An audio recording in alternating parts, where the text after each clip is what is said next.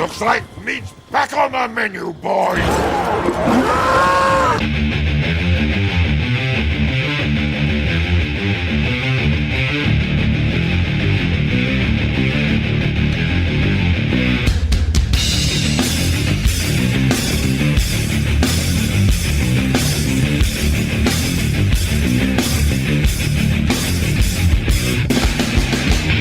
Wow, that intro, I couldn't let go. It's too good. It's now permanent. It's now part of the board. I didn't know I was going to use it that way, but kind of liking it. You guys ready to take the bro pill? Seems like that's where everybody wants to go these days. I see you, Sammy. Thanks for being in the chat. Samishi's in the chat. Probably Torsha will show up sooner or later. She loves me. She really loves me.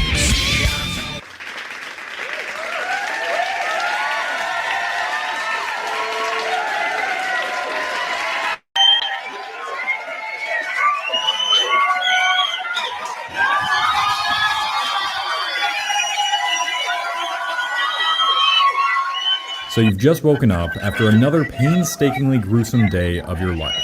It's now been 3 months since your girlfriend broke up with you, and you start your typical daily routine. Wake up at 2:30 p.m., have some toast with butter, and watch 5 hours of YouTube videos in your pajamas while ignoring the fact that you should probably be looking for a job instead of continuing to work at your part-time restaurant gig. Your YouTube recommended feed is filled with the usual Smash Bros and old school RuneScape content, and you're blasting through each video with the occasional piss every hour or so. But today is a little tougher than most days have been this past month. This month, you're really starting to miss your relationship. You start contemplating your mistakes, wishing you could go back and change them, and you're a little more tempted than usual to send out that 5th I miss you text to your ex without her reply.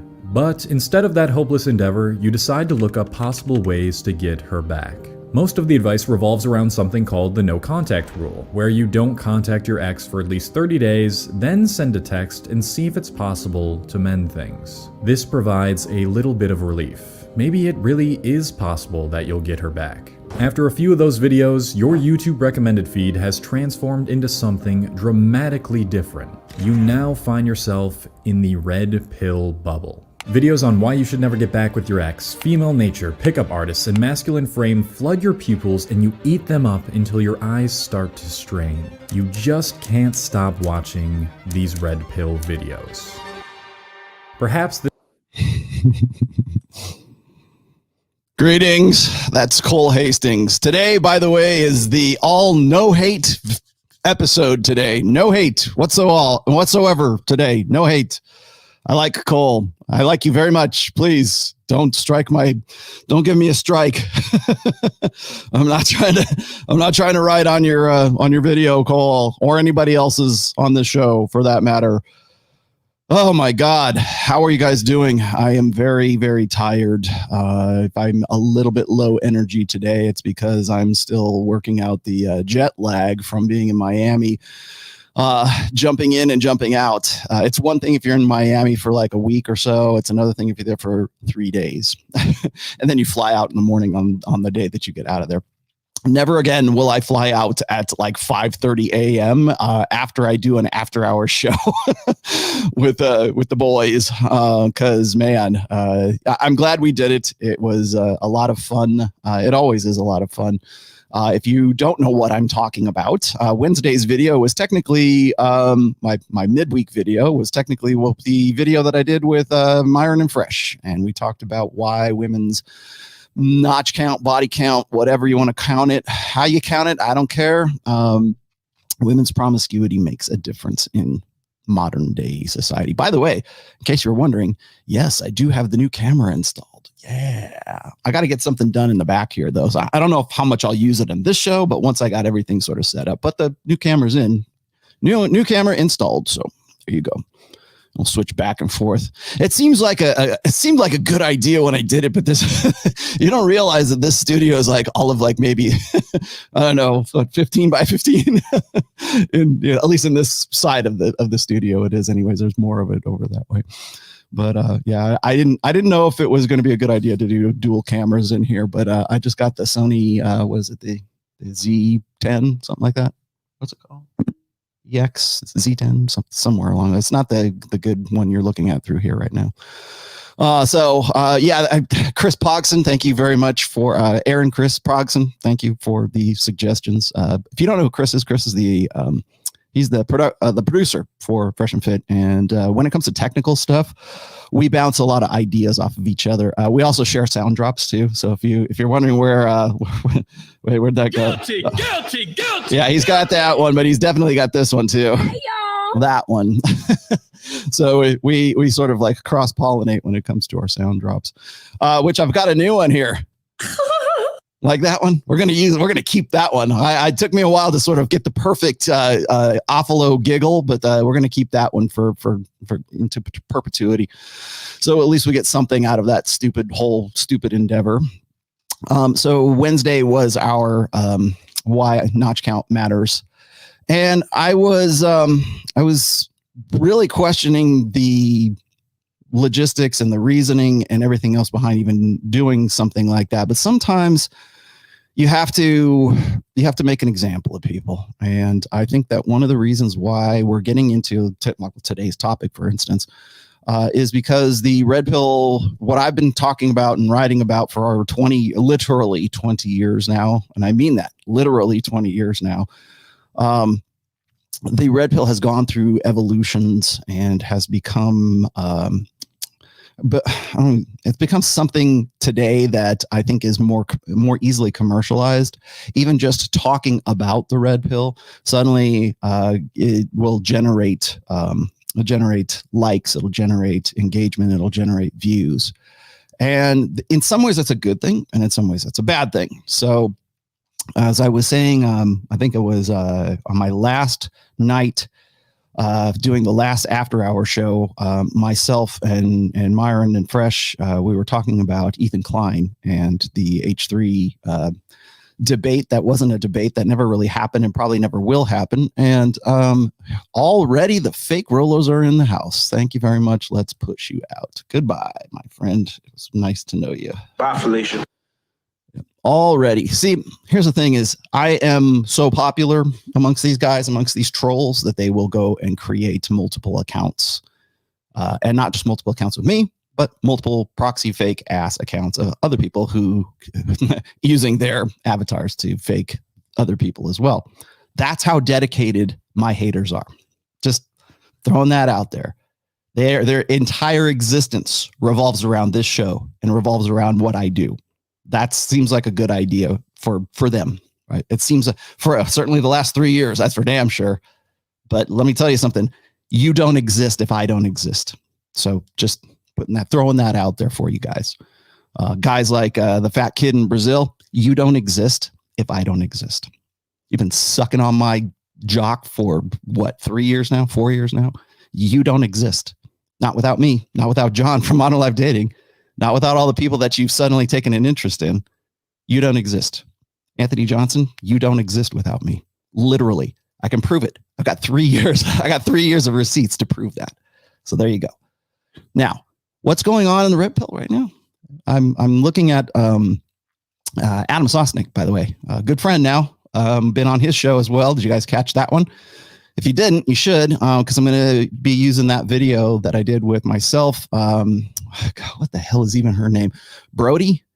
I just know her by Brody. Some people call her Israel because she's, I guess she's an Israeli nationalist.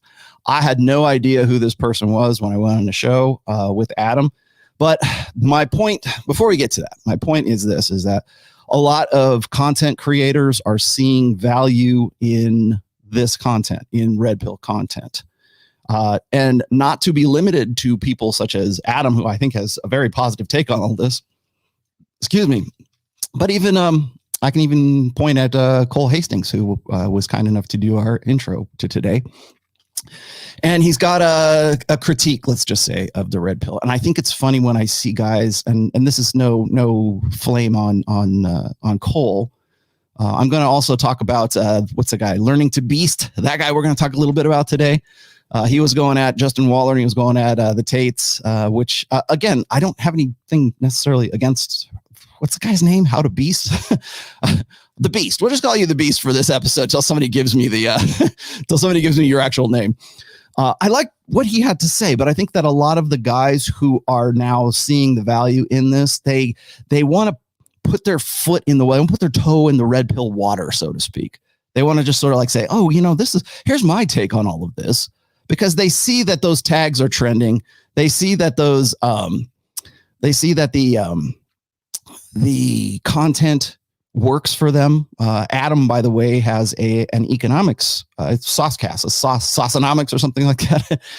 Adam Sosnick. He's the co-host with Patrick Bet David on the PBD podcast, and he's got his own channel right now. And by the way, I did catch that somebody sent me the Instagram clip of Patrick Bet David talking about the rise, let's just say, in subscriptions to Adam's show. Adam on Thursday, I believe. Adam, correct me if I'm wrong. That on Thursdays is when he drops the red pill kind of stuff or the intersexual dynamic stuff, because he and the staff that are there. And by the way, Valuetainment, very well run organization. I finally got to see the upstairs on this trip, and we talked some business while we were there. Nothing concrete as of yet, but it's good to be in talks. Let's just put it that way. So they're seeing the value in this. And to the point where Adam has had myself on there, of course. You guys probably saw the me versus the witch doctor and Victoria Larson. And then he's also had Fresh and Fit have been on there with a pair of girls, and I don't know who they were, but that was actually a pretty good conversation. Recently, he had Lisa Ann, a 49-year-old porn star, Lisa Ann. Yeah, that Lisa Ann. And I thought that the conversation, again, leans towards red pill intersexual dynamics topics. And of course, they mention, they go and say my name. They mention Fresh and Fit. And of course, you can't do that without mentioning ROLLO TOMASSI as well. So that was an interesting conversation on there. And that was like right before I went on there. And then I think Hafeez from the Roommates was on there as well. And I really... It's not that I don't like, I want to like Hafeez. I really do. But I think the Hafeez of the Roommates of 2022 is not the same Hafeez of the Roommates from 2021. And we'll talk about why that is later. But again, a content creator that wants to, dip his toes in the red pill pool, so to speak, but doesn't want to go all the way. Doesn't want to swallow the whole thing, right? Doesn't want to embrace it in its entirety, because what happens is when people embrace the red pill in its entirety, it's sometimes not good for branding, especially if your branding is based on something that is not, let's say you have a wider viewership of females, and there's this want not to offend the sensibility of women. And I've pointed in the past, let's just say, I've pointed in the past to the psychological, sociological phenomenon known as the women are wonderful phenomenon. And that, sometimes like for people who are like, sort of psychology wonks like myself, you'll say, oh, I get it. I understand that. Most people, it's in one ear and out the other. And so they'll say, we live in a gynocentric social order. It's a feminine imperative. Rollo, you've written about this forever. Why can't we just accept that, there's a separate standard of justice for women? We can see that. I can prove that empirically, statistically, in a variety of different ways. But there is a want not to alienate 50% of your audience. And I am quoting Chris Williamson in that instance, because everybody, and I think it was it Pat Stedman's Polish Passport? That guy went on Chris Williamson's show or went and did, was sort of trolling the comments over there, trying to get me on with Chris Williamson. And he did, like I said, a pretty interesting interview with Dr. Jordan Peterson not too long ago. But it sort of explained things a little bit better for me, like as to where Chris Williamson's sort of headspace is at right now. He's definitely an acolyte of Jordan Peterson. And so it sort of makes sense that he wouldn't want to have me on there, because I think that the dots that I connect, which are exactly the same dots as the research people he quotes, and I quote as well, that they connect, they simply don't, they're not good for the brand. Let's just say that. The dots I connect are not good for certain types of brands. And so, but there's still that want, there's still that desire to align oneself with this content, because the numbers don't lie. The engagement doesn't lie. The click-through rate, the impression rate, everything else. Whenever you mention things like modern woman, delusion, like put those, these are word combos, by the way. I'm going to give away the golden egg here, right? Okay. Modern woman, you know, that's a good one. Anything that's related to those two. Red pill, of course. Delusional, put that into a title and you're guaranteed to have, you know, you're going to get some click through on that. Put my name in it, put fresh and fit in the title. I guarantee you're going to get an uptick in click through rate. And that's not like me glossing myself. It's just, sometimes it's not a good thing. Trust me. Sometimes I would rather not have that as the, you know, to be the bringer of traffic to your upcoming channel. But that's simply just the way it is. There's certain tags, but like it used to be, you know, it's funny, it used to be black pill, it used to be MGTOW, and now it's not so much that anymore, because I think a lot of people want to shy away from that. And one of the things I think that the black pill and MGTOW and a lot of the sort of the guys who have been down on the red pill have done is conflate the red pill with the black pill, or with this sort of nihilistic doomer mentality. And so that's always the common complaint for guys who want to ride the red pill fence. So you've got guys who are these like, oh, pro masculinity and bro culture and this kind of stuff. And that's why I said the bro pill. And by the way, okay, before we get started, there is no bro pill. Okay, there's no bro pill. There's no, you know, pink pill. There's no, for Christ's sake, please, guys. If I go and I'm like, I can use alliteration on this channel. I can be ironic. I can be subtly ironic. Okay. There is no bro pill. Okay? Well, there's another pill I gotta take. No, there is not another pill for you to take. Okay. Just go with it. Okay. It's an allegory. I know that's hard. I know being with a literalist mindset, that is very, very hard to pick up on. Yes, I have. In fact, I'm going to talk about that today, Caleb. We're going to get down into the nitty gritty here. I'm not going to show that. I am not going to do a breakdown of that video, Caleb. I'm sorry, because the moment I do, some son of a bitch is going to go and say, oh, go get a copyright strike on that guy. And you know what? If it's Peterson or if it's Bus, they're definitely going to take that seriously. They don't take me seriously when I try to go and get copyright strikes. In fact, as a matter of fact, thank you for reminding me, because now I've got to put this up on here as well. Because unless I have my registered trademark for the rational male sitting in my video, then it's much more difficult, or I should say, I don't think I have ever been able to enforce a copyright strike on YouTube. However, I have been able to enforce a trademark strike. So if you're going to use my video here without permission, it's no longer a copyright strike, as long as this little bug is on the screen. Because that's my logo and that's my book. And I see that, I don't know if you could see it right there, that little circle with the R. Yeah, I've had a registered trademark really since 2015. So now it's a trademark infringement. Thank you very much. It's the only way I can do it. Sorry. It's the only way I can be in control of stuff. So, but anyways, there's a lot of guys who want to sort of their foot in the red pill pool, and that's what I'm going to get into today. I'm also going to talk a little bit about, actually, I don't know if I'm wondering if we should get into this first. I really want to show some clips from, which I can show, of Adam Sosnick's show that I was on with Torsha, and I was on there with Israel or Moira or Brody. I'm just going to call her Brody because I don't even know where she comes from. And yes, stop it. Just hold on. I'm aware that the guy she's talking about is Tristan Tate. I was aware of that before we went on. I was aware of that because she had a conversation with Torsha beforehand, and I knew it was Tristan Tate. Okay. I was being diplomatic in all of this. I was trying to, I was being tactful in all of this. And then until the guy named Tristan calls in, and I know I knew that was a troll. And if you looked at her face when the guy called in, his name was Tristan. And then I brought that out, like, Tristan Tate. And then that was me hinting at all of that, just so you know, okay? How come he didn't just up and say everything? How come he's just not 100% above board and on the table? Because you have to be diplomatic in those situations. That's why. I know that's hard to wrap your head around sometimes, but sometimes you got to play the game. And in playing the game, and people go, when you get that moment, that's what I'm looking for. That right there. Because I know you guys are smarter than this. I know you guys are especially my guys, are very much smarter than that. So it's good. And it's good to see you guys in the chats on these things too. I'm happy to say.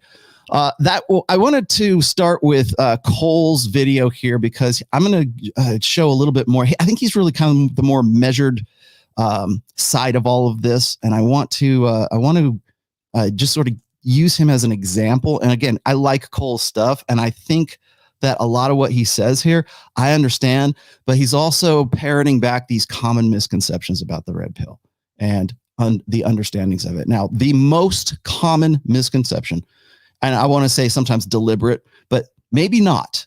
But I think that the most common misperception is that the red pill is an ideology. Those guys believe this.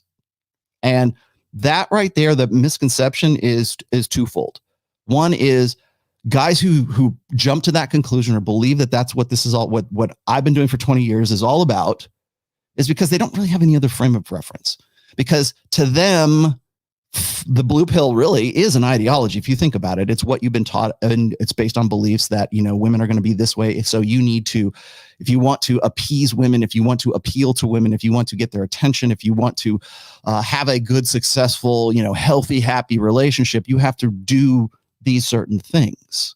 You have to perform and act and behave and be sensitive and be an equal partner and all that great stuff. We'll listen to Israel here, Brody, talk about that here in just a moment.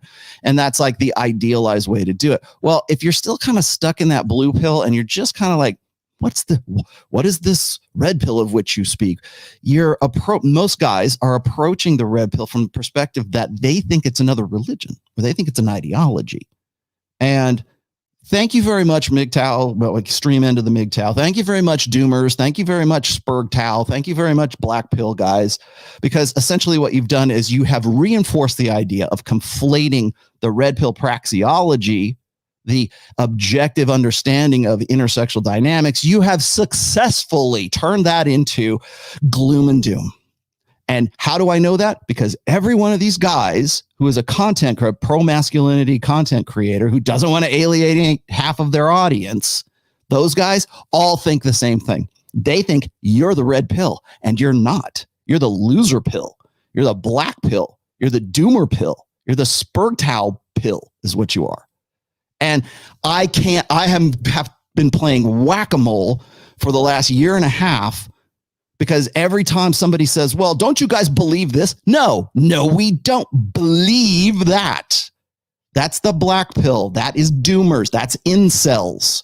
I was quoted, by the way, in case you haven't, yarn up on current affairs here, but I've been quoted by the Epic Times twice recently, and I'm going to do another one with this guy, John Gihan. I'm sorry, I'm going to butcher your last name, but he's a writer for Newsweek. He's a writer for the Epic Times, mostly like kind of like conservative style writing, and quoted my fourth book, Religion, in the last one. And then prior to that, some other site just quoted me directly, and and did me right, did the whole thing right. And I still have to find some way to say, no, incels are not red pill. They understand red pill principles, but their practice and their solutions, their prescriptions are not something that the red pill aligns or in any way reinforces or endorses or promotes. But that's where everyone goes with it. And I'm getting sick and goddamn tired of playing whack-a-mole with people telling me what the red pill is. Here, I'm going to tell you what the red pill is. This is an ideology, and this is what you guys believe. And you want to crush women's souls and spirits. And, you don't want them to, you want them to be in the house and barefoot and pregnant and go back to the 1950s male chauvinist pig shit, right? No, we don't. That's not what we're talking about. Certainly not what I'm talking about. Certainly not what I would expect anyone with an objective understanding of the red pill would in any way endorse. I don't understand, because we're not giving prescriptions. We're doing analysis. That's what I tell anybody who takes me on, or if I take you on as like a private counselor, If you guys say, well, I'm going through a rough spot. How much is a one-on-one with you? Okay. Or you want to get on the Patreon. By the way, Patreon guys, we're doing it this week. We're doing it middle of this week. Sorry, I had to be gone middle of this month, but we're going to do it this week. If you're one of my guys in the Zoom call, we're going to do it this week. However, I'm constantly having to reheat old shit all the time. Where it's like, no, we're not about the doomers. We're not about the black pill. We're not about nihilism. We're not about, oh, well, ROLLO's turning black pill. No, I'm not. I'm still doing analysis. And by the way, and let me finish that thought. If you're coming to me for a one-on-one, if you have have talked to me in the past, I will have you at least sign off on or agree to a policy statement. And in that policy statement, I say, this is not psychological therapy. This is not psychological help. I am not a psychologist. I do not have a doctorate. I openly say that all the time. Okay. I've got a BA in freaking psychology, right? I got a bachelor's degree in psychology. So when you are coming to me, I am not your therapist. I'm your analyst. I will go and say, I'm looking at what you're telling me and I'm analyzing what it is that you're telling me. And if from that point, if you want to start talking about what's best practices for yourself, then we can go from there. But I'm in no way a clinical psychologist or therapist or anything like that. I think that needs to get out in the open, like as quick as possible. What'd you get? Nope. Kevin C. Thank you for that. Let me catch up. Caleb, I got to you. And I did see your, Artem, I saw yours, trying to convince girlfriend that religious non-legal marriage is best. She is worried about her financial security if something goes wrong. How do we resolve this conflict fairly? You don't, because there is no fair way to do that. And I'm going to, it's funny that that's actually going to be something I talk about here in just a second with respect to Moira Israel Brody. Moira Israel Brody, that's your name. That's what I've decided it's going to be. I thought it was funny because she rolls in there and she's got this like very gold like Star of David on her neck. And I'm like, where's this coming from? What is this trying to convince girl? Okay, so that was you. We'll come back to you. And what's we got here? Any tips on how to become less emotional as a man? Yes, I can tell you that. You don't need to work at it, honestly. You need to stop having that as your default setting is really what you need to focus on. I'm unfortunately very quickly touched emotionally by beautiful and sad things. Does this go down well with women? This does not go down well with women, even if some claim. Yes, I know. Yes, I know. Men and women process emotions. Let's talk about the praxeology of intersexual dynamics. Men and women don't process emotions the same. I know that might be earth-shattering information to people, but that's the way the machines work. Men do not process emotion, especially negative emotions, the way that women do. Lots and lots of background information about that. Oh, God, I didn't cite a study. Oh, my Lord. Go use Google. Stop being so ridiculously literal and expecting me to do your goddamn work for you. You can use Google just as well as I can use Google. Oh, there's Torsha. Hi, Torsha. I hope that's the real Torsha. Lord knows. Who even knows these days? Should I ban this one? No, maybe. No. Does she have the clicker? Does she have the wrench? I don't know. I'm gonna give you the wrench, baby. Let's keep going with Cole here. This is really good. This is how your journey into the red pill manosphere started, or perhaps just because it's so damn popular on YouTube, you decide to click on one video and YouTube just spit out a million more onto your recommended. Either way, the red pill philosophy or ideology, whatever you want to call it, is growing in numbers and at an extremely rapid pace. But for those not familiar, let me provide as accurate of a definition as I can, because the word red pill has taken on so many forms in the past couple years. When you hear the term red pill, you might immediately think of the movie The Matrix, when Neo is presented with the option between a red pill and blue pill. This is actually where the term derives from, and it parallels the outcome of taking the red pill in the movie. The red pill is a dating philosophy, or rather at this point, a way of living for men that offers them what is regarded to be the truth behind female nature, dating, and being a masculine man. Okay, sorry, Cole, but you are incorrect. You're incorrect, my friend. That is not what it is. Actually, let's scroll back a little bit here because I want to make sure that we for get men this. That offers them what is regarded to be the truth behind female nature, dating, and being a masculine man. Okay, it is not a dating philosophy. For fuck's sake, it is not a dating philosophy. Stop it. It is a praxeology. That's all that it is. You know who thinks it's a philosophy? Guys who are dipping their toe in the red pilled pool. That's who they think, because they don't have any other frame of reference to tell them anything differently. They don't understand this. And goddamn, every last one of these guys will say the same thing. I don't know much about it, but let me give you a 15-minute video about what it's all about. Dude, do you guys even hear yourselves? Do you guys even listen? Do you guys play this back and go, you know, I'm really kind of discrediting myself before I even start into this half-hour-long video? Like, does that even register? It doesn't register.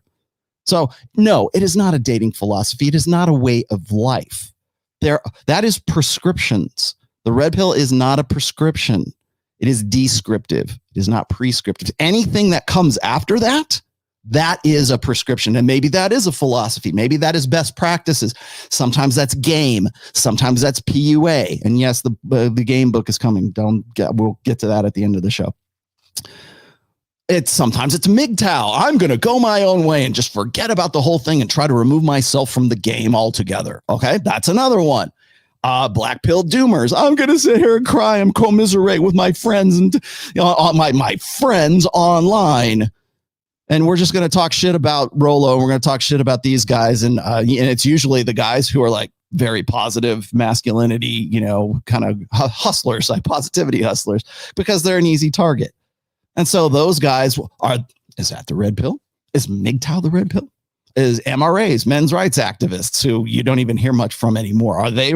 Those are all prescriptions. If they want to talk about philosophies, you want to talk about best practices, you want to talk about the practice or what flows from the diagnostics of the red pill, go talk to them. Don't talk to me, and don't wipe that shit off on the red pill. You don't know. Stop producing videos that you think you know something about when you don't know anything about them. And again, Cole, I like Cole because he's got some other stuff in here where he's spot on. Like, he's got his analysis together.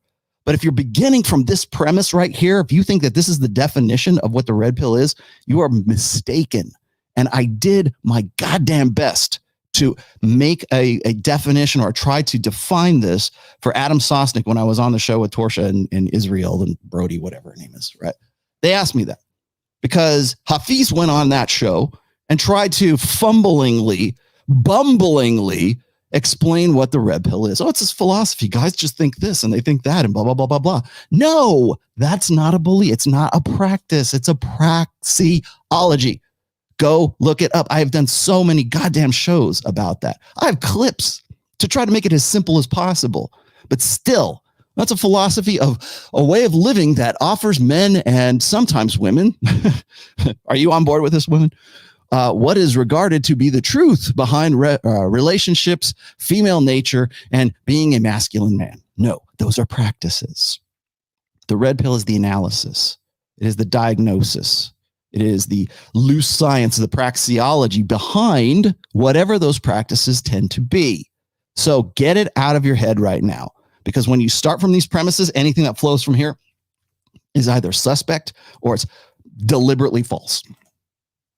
Masculine man. It's basically a set of principles for one to abide by to better navigate their relationships with women and themselves. The story at the start of this video is not exactly how it was brought into this realm of living, but it's pretty similar. Since then, I've refined my opinions about the red pill, what I like about it, what I dislike about it, and why I think these videos are so addicting. And that is what I want to share with you in this video today. So before you tell me I'm a blue pill beta simp in the comments, maybe, just maybe, watch the video until the end. To better understand what drives the content in this bubble, we first must evaluate the main demographic or target audience. If you analyze the comment sections of most red pill related videos, and using my own audience demographics as well, because you guys are also obsessed with red pill content, it appears the majority of people who consume red pill content are men between the age of 15 to 25. Taking it a step further, we can use the now quarantined subreddit r/the red pill. Now,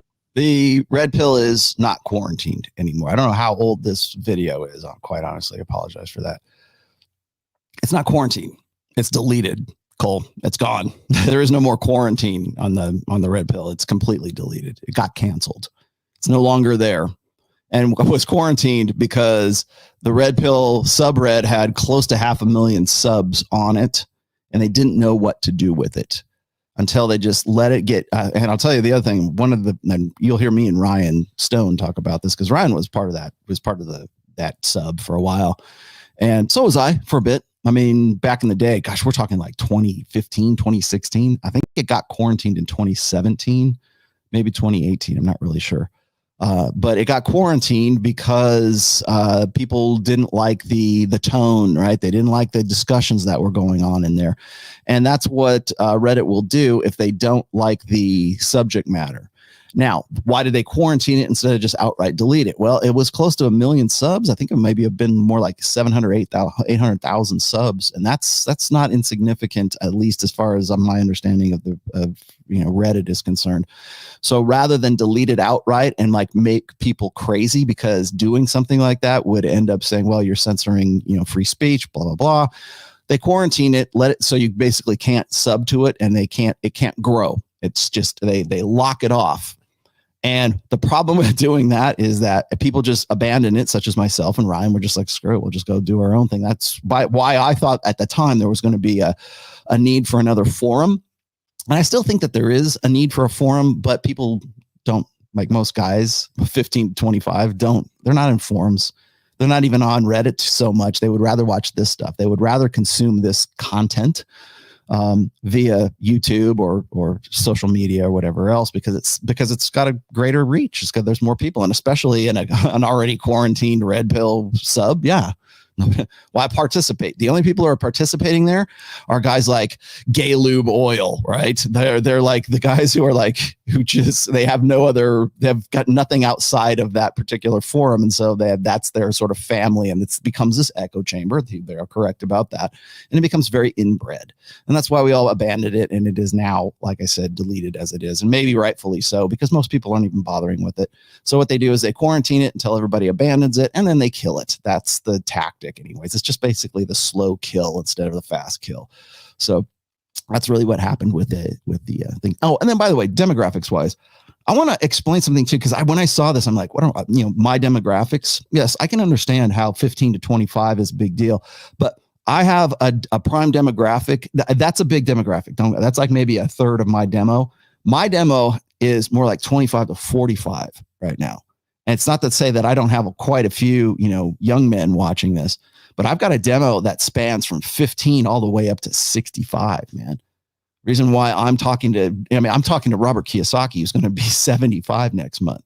So it's not just those guys, although that is the majority and generally speaking, that he's not incorrect. That is the prime demographic for people who want to get into this. Now, unfortunately, I was not able to find exact demographics of this subreddit specifically, but the data for the demographics of Reddit as a whole is available. Around 67 to 69% of all Reddit users are male, and around 64% of them are between the ages of 18 and 29. So I think it's safe. Again, irrelevant because the red pill subreddit is gone. To say that the people that consume the red pill content the most are men in their late teens and early 20s. And immediately you can understand why these types of videos would be appealing to this audience. These are men with little to no dating experience trying to fulfill one of our most basic human desires, the desire to be attractive to women. And these videos usually offer an alternate perspective on the prototypical relationship dynamic. The first stage of getting into the red pill is it just completely shatters your previously conceived beliefs. The makers of these videos are usually in the mid to late 30s and explain to the viewer why the stereotypical Disney fantasy of one magically finding a soulmate and those two being meant for each other and only each other is total bullshit. I'm flattered that I am in the company of guys mid 30s. I just want to throw that on. I'm quite flattered. Thank you a lot. So you start watching these videos and you feel like you're a part of this secret society that the outside world doesn't know about. Like, do you guys think that? Man, I've got, how many people I got on here? I got close, almost, well, what are you, 1155 right now. And, you know, a good show for me is right around 1800, somewhere around there. 2200 is a really good live views for this show. Okay. Do you agree with him? Right. I mean, is that really the case? Because do you want to be more attractive? Because I think that there's a lot of different reasons why guys find this material. Now, primarily guys it was funny to me because in the beginning, when we were leading off this video today, it's the whole premise behind looking for or finding the red pill was what? A very common one. How do I get my girlfriend back? Or how do I get over a breakup? Not this. Real truth behind reality. And that's another reason why I feel people love watching these videos so much, is because there's a community, a closely knit following behind all of these people. You know, if I go to YouTube and check out the comments in a lot of these videos from a bunch of different creators, you'll see the same people commenting on all of them. And so it's this big following of people, mostly men, who all share the same beliefs, almost like a religion or cult. And they're, again, going back to the ideology thing, this is almost like a religion or a cult. And Rollo is the one. He's what Rolloites, right? I gotta think of a better cult name. Acolytes, right? They're Rolloites. They're the cult of they're Rollo zombies. Thanks a lot, Corey Wayne. Yeah, that's gonna stick, right? No, as I've said about I don't know how many times I've said this, right? I'm not in the business of making men better men. I'm in the business of handing you the tools and giving you the resources to make yourself a better man. I don't want to be your cult leader. I never have. I never will. I want you to show me what you have done with your life according to the, you know, using the new tools that you have, right? That's really the only, if there's a prescription, the prescription is this: take these tools and build something. There's your prescription. Done. Oh, I must be a cult. Also, I have to, I understand what he's talking about, because there's a lot, he's not incorrect in that there are the same commenters that keep coming up over and over again, because those are the guys who don't have anything else to do. Right. They're the guys who are like, I'm so into this that it's going to dominate my life for 3 years. And if it weren't for Rollo, I wouldn't have no existence, because all I want to do is shit on him as much as I can possibly shit on him. So it's not just about like being a cult leader, right?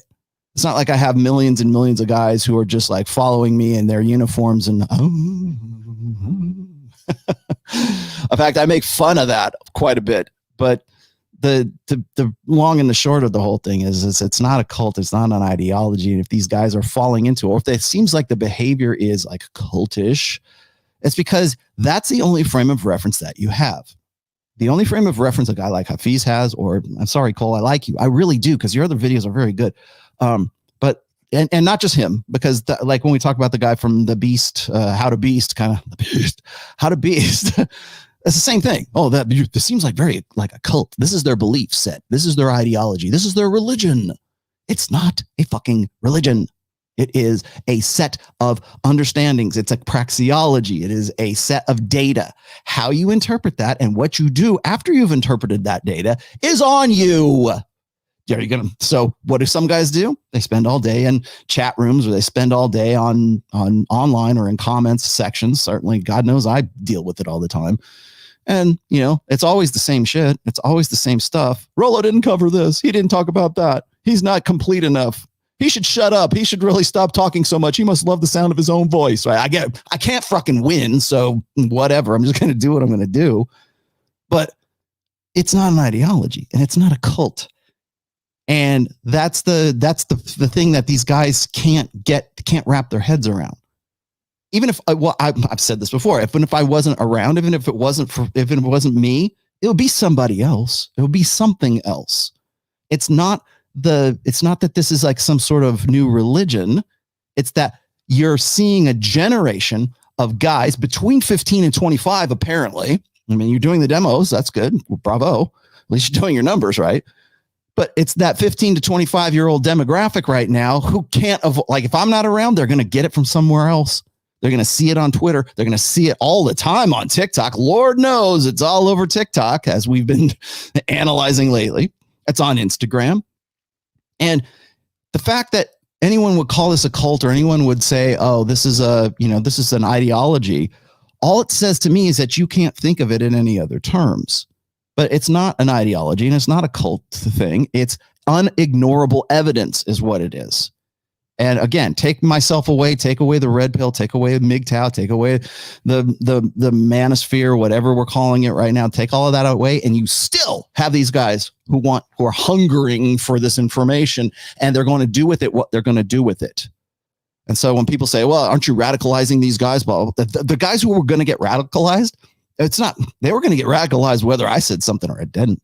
These guys were already pre-established or prepared to be the way that they are.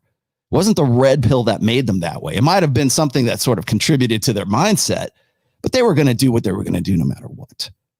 If you understand this stuff, if you get into understanding intersexual dynamics, men's nature, women's nature, and the blue pill being what you have been told in the past as the way and the direction and the old order understanding of the rules that no one else is playing by, that part where no one else is playing by it, that's every day. And it's always accessible online.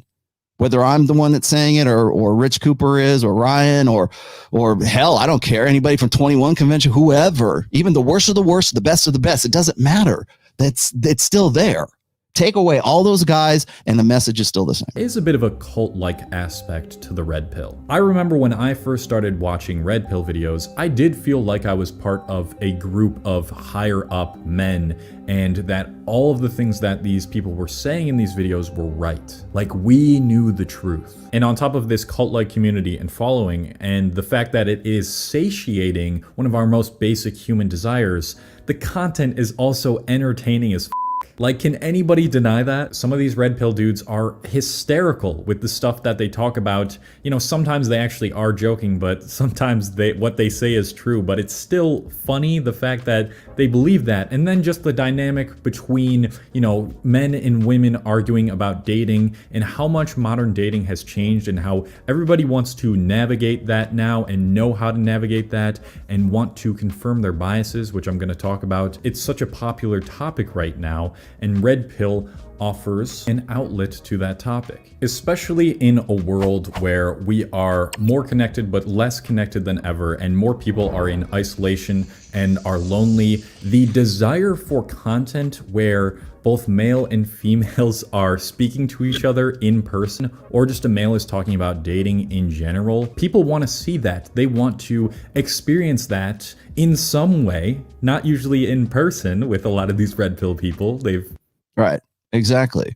That's exactly what I'm saying is it's this interconnectivity. So rather than like shit all over that, rather than talk about, like, you have to remember, like, to do a show like Fresh and Fit, or to do a show like this, or to do any show where you're talking about intersexual dynamics, when you're talking about game, when you're talking about women's nature, even in the most appreciative, like Pollyanna, you know, sensitive, uplifting energy, Brazilian power crystal terms, right?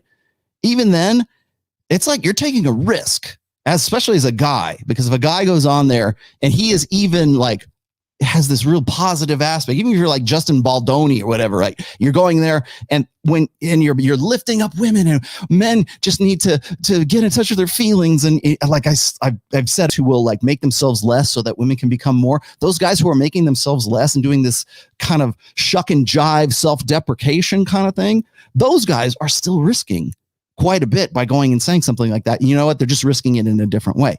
Because what happens is, like, well, why is this guy creating a whole channel trying to like just, you know, blow sweet sunshine up our asses as women? Because now he seems disingenuous. He seems like the nice guy who's like the sneaky fucker, right? He's the male feminist. He's trying to get in there so that women will think he identifies with their struggles and everything. And then as a result of that maybe one of them will take pity on him and want to bang him. So you lose either way, guys. If you're going to talk about intersexual dynamics, if you're going to step up to the platform, to the podium, whatever it is get up on the soapbox. If you're going to go and talk about that, you're taking a risk. Even if it's like completely blue pill, you're taking a risk by doing that. And that's another thing. Yes, they do want to talk about this. There is an audience for this. The reason why he's doing this whole video is because there is an audience for it. because there's people who want to go, maybe those red pill guys, those ideologists and those cultists, they don't really know what they're talking about. So let's watch this video. He knows the content's going to sell. He knows the title of the video, why you can't stop watching red pill videos. Right? Oh, really? Why can't I? Is there something wrong with me? Is it like a porn addiction? I'm a red pill addict. Is that what it is? You'll watch that because you want to feel like you're part of his cult, part of his group. Well, I'm red pill, but I'm part of the red pill that still says women ought to be, held up and loved and pedestalized. I'm part of the red pill that says, I'm part of this group, this cult, this organization, this secret society of men who we reject these aspects of the red pill, but we're still, all getting together and talking together. You know why you even have an audience is because guys need that camaraderie. They're looking for a tribe. You're offering them a tribe, Cole. I'm offering them a tribe. Everybody who has their own brand of me, whether it's on YouTube or TikTok or whatever, they have their tribe. Drew Afwalo, who we ripped to shreds last Wednesday, 6.6 million followers. That's a big ass tribe, my friend. And look at what she's saying to her tribe. You don't make videos about why someone like Drew Afwalo is sort of misguiding 6.6 million followers. Now, are they all legit? Who knows? Maybe she bought some of them. But even if half of those are legit, 3.3, that's still a big ass tribe, my friend. You are not making videos about why you can't stop watching TikTok videos of dumb bitches who are talking about wait, you can't, I gotta, you're not making videos about that, right? You're not, that's what you would get. You don't make those videos. It's much easier to punch right than it is to punch left. And that's really what's going on. Gone on like one date their entire lives, but they still get that outlet. So before I continue talking about the things specifically that I do not like about the red pill, let's talk about some things that I do like about the red pill, because there are a lot of things that I like, and I feel as though I am still red pill in a way, but maybe just not so tightly knotted to the red pill. Once I started consuming red pill content after I got dumped, and I started to see what was true about relationships and female nature. So is it safe to say that you looked for the red pill after you got dumped? Probably. And all this stuff and having game. It genuinely did teach me a lot about that, and now I do feel like I have more success with dating when I actually do try and put myself out there. There are principles from the red pill that I've taken and that have helped me flirt better, have helped me talk with women better. It really. So not so cultish after all. did help with my relationship game. Also, I believe that a lot of this community is not toxic and genuinely just wants to uplift men and help other men and expose them to some truths that they don't understand and teach them to be a better man for not only themselves, but for anybody they want to be in a relationship with. Red Pill has expanded out of just dating. It's about self-improvement as a whole, as a man. There's a lot of content creators kind of still within that sphere. They kind of talk about dating, but they're mostly just focused around improving yourself and how that's going to help you eventually if you try to get into a relationship. So let me explain something here. The guys that he thinks are red pill are bro pill. Sorry, there's no such thing as a bro pill, but I'm just throwing this one out there because I can't think of anything else. These are guys who already have brands that are based on exactly this same demographic, this 15 to 25-year-old demographic. They're just offering a different practice, right? Just lift, bro. Just go to the gym. Beast mode, man. Just say how to beast. Just go and do that, right? Just get married. Hafeez. Oh, well, you really want to get married at some point, and you want to have a healthy relationship and yada, yada, yada. If that's your brand, and you're dipping your toe into the red pill stuff and you just sort of pick, I've said this before, the purple pill is just pick and pull. Oh, I like this part from here and I don't like this part here. So we throw that one away and we pick and we pull and we pick and we pull. And whatever aligns with whatever my brand of positive masculinity is, then that's now red pill. That is not red pill. Anything that is promoting a practice, a practica, right? There's theory and then there's practice, theoretical and the practical. Anyone who's practical outshines the theoretical is a brand that is selling you something. And so if you're trying to say, well, you should do these, it's male self-improvement. And I'm not saying that that's not needed. It is most definitely needed.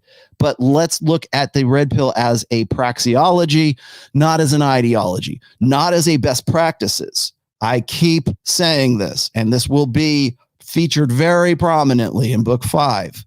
There is the red pill awareness. That is the theoretical. Game is the practical. And each is incomplete without the other.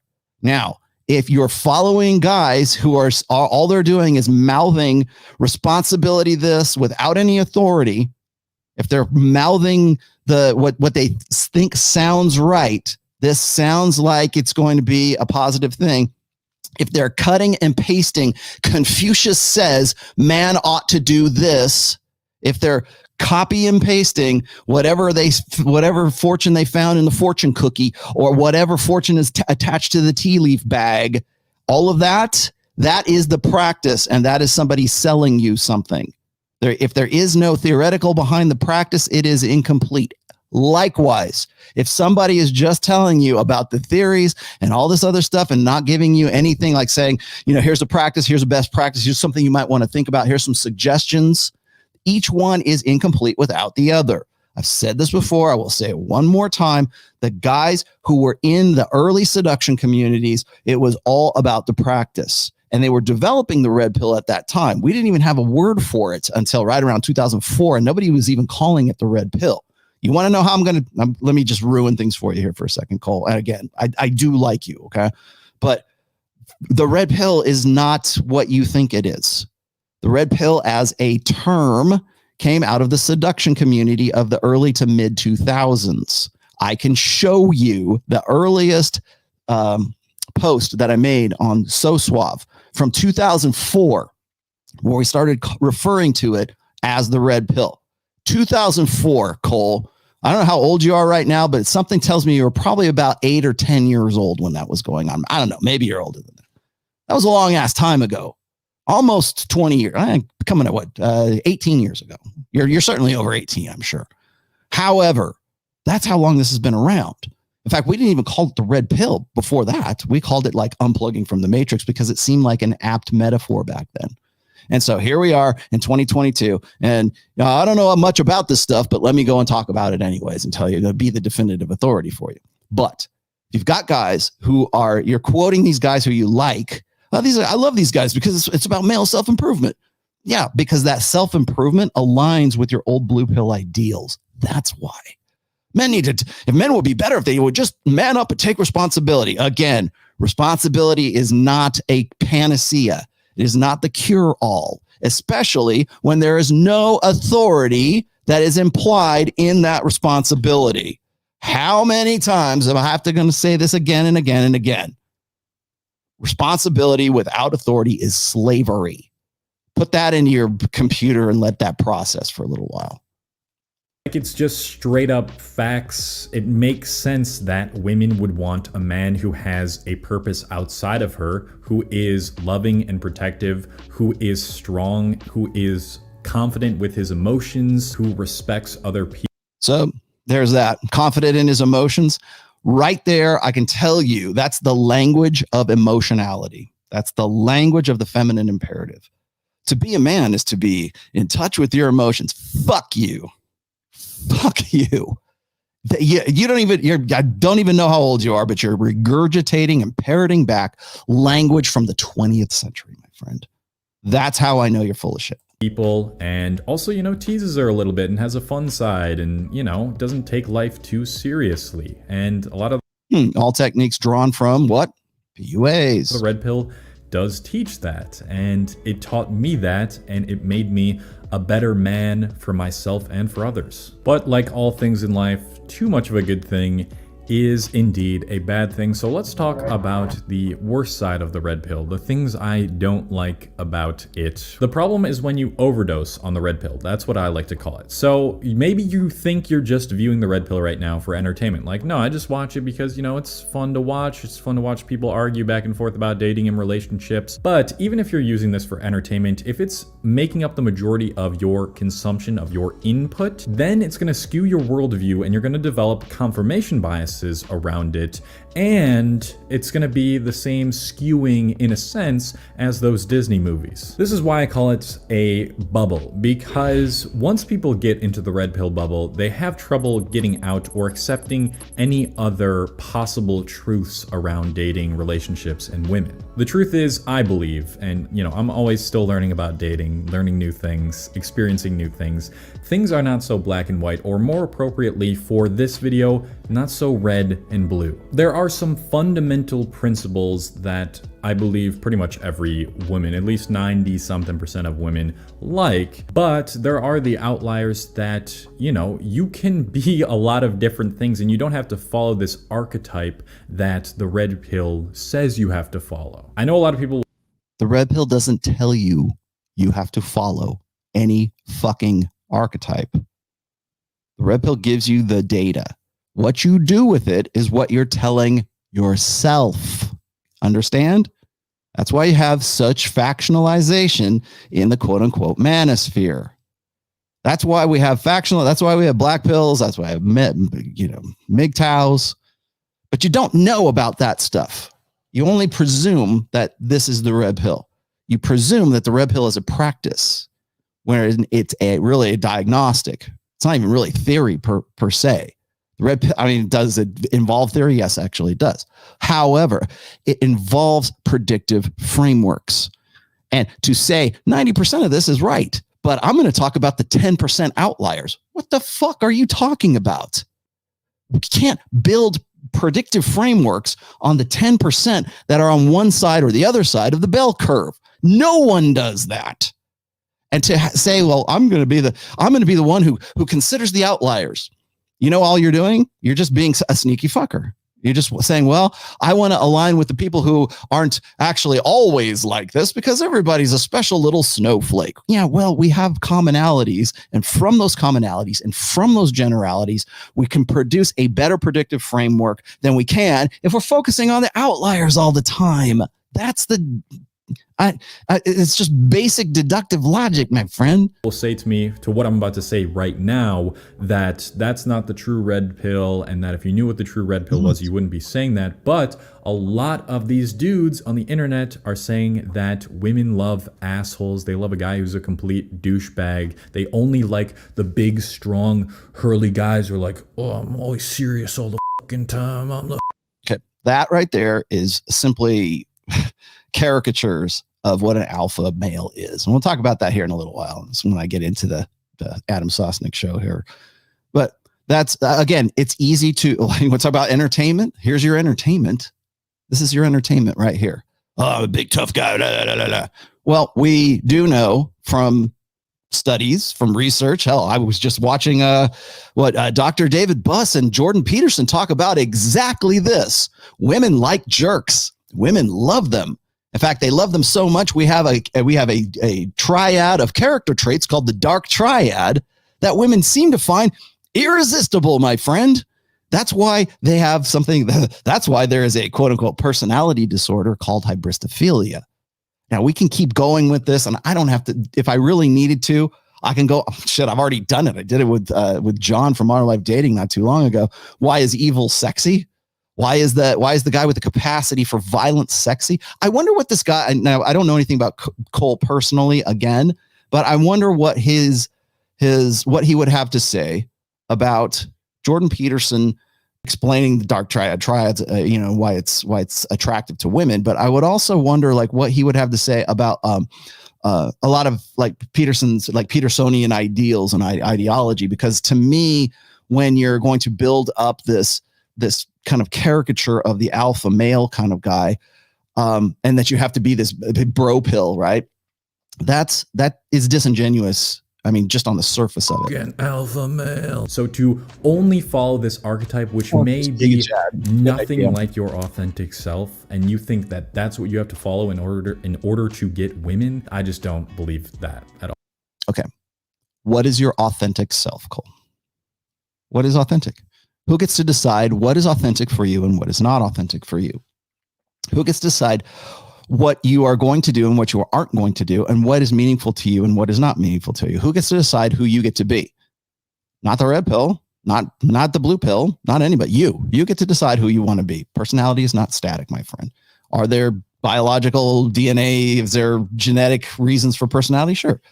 But ultimately you get to decide who you want to be. And this is like really tough. And this is, I would say the same thing, not just to him, but like I would also say the same thing for guys who are like quote unquote bro pill, right? I would say, well, be your authentic, chase excellence and be your authentic self, my friends, you know, and then you'll see something as silly as this, right? Is William Thomas, the guy who, by the way, let me pull this out here. Is William Thomas being his authentic self as Leah Thomas? He's the #1 ranked women's swimming guy. I mean, did he not do what everybody else told him to do? Chased excellence. That guy, that's all that, by the way, I had to throw that in there because that is all over Twitter right now. This guy, William Thomas, ranked 462nd in men's swimming, #1 in women's swimming. And of course, if you've probably seen some of the videos or some of the images, and he's just standing kind of by himself and everybody's, you know, calling him a cheater and everything. But who's to say Leah Thomas is any less authentic than William Thomas, right? Who? Because the minute you call that shit out, you're aligning with the woke narrative is what you're doing, essentially. You're making it as ambiguous as you want it to be. So who gets to decide who you're going to be? Right? I'm sure, you know, essentially William Thomas here did exactly what every like bro pill dude says. He's chase excellence, don't chase women. Well, he's now the #1. He chased excellence in his authentic self, and now he's the #1 female swimmer on planet Earth. Congratulations, William Thomas. Right? You followed the program, and now you're a winner. Literally, you are a winner. Also, if you overdose on the red pill, specifically the self-improvement side of the red pill, and I've talked about this in previous videos, but a lot of people go towards self-improvement or do it all the time based on a feeling of unsatisfaction within themselves. Like they don't feel like they're whole enough yet, so they have to improve. If your desire for self... So let me stop him here. I'll be very brief. So you're finding the red pill and starting to watch red pill videos and starting to understand what was going on that was motivated by your breakup, that wasn't motivated by needing to improve. Because it sounds to me like that was really kind of, you know, what is it? I think it was Mystery used to say, you know, you will only get what you've gotten if you keep doing what you've done. So clearly at some point you had the insight to say, you know what I'm doing is not getting the results that I want. So you're going to have that desire to improve yourself. That's where the male improvement kind of things. And I hate the fact that like male self-improvement has become synonymous. You know, what's weird to me is like the red pill is synonymous with guys that he's talking about right now who are like the male self-improvement guys, and some of which he just quoted a few minutes ago saying that these are guys with the positive side of the red pill, right?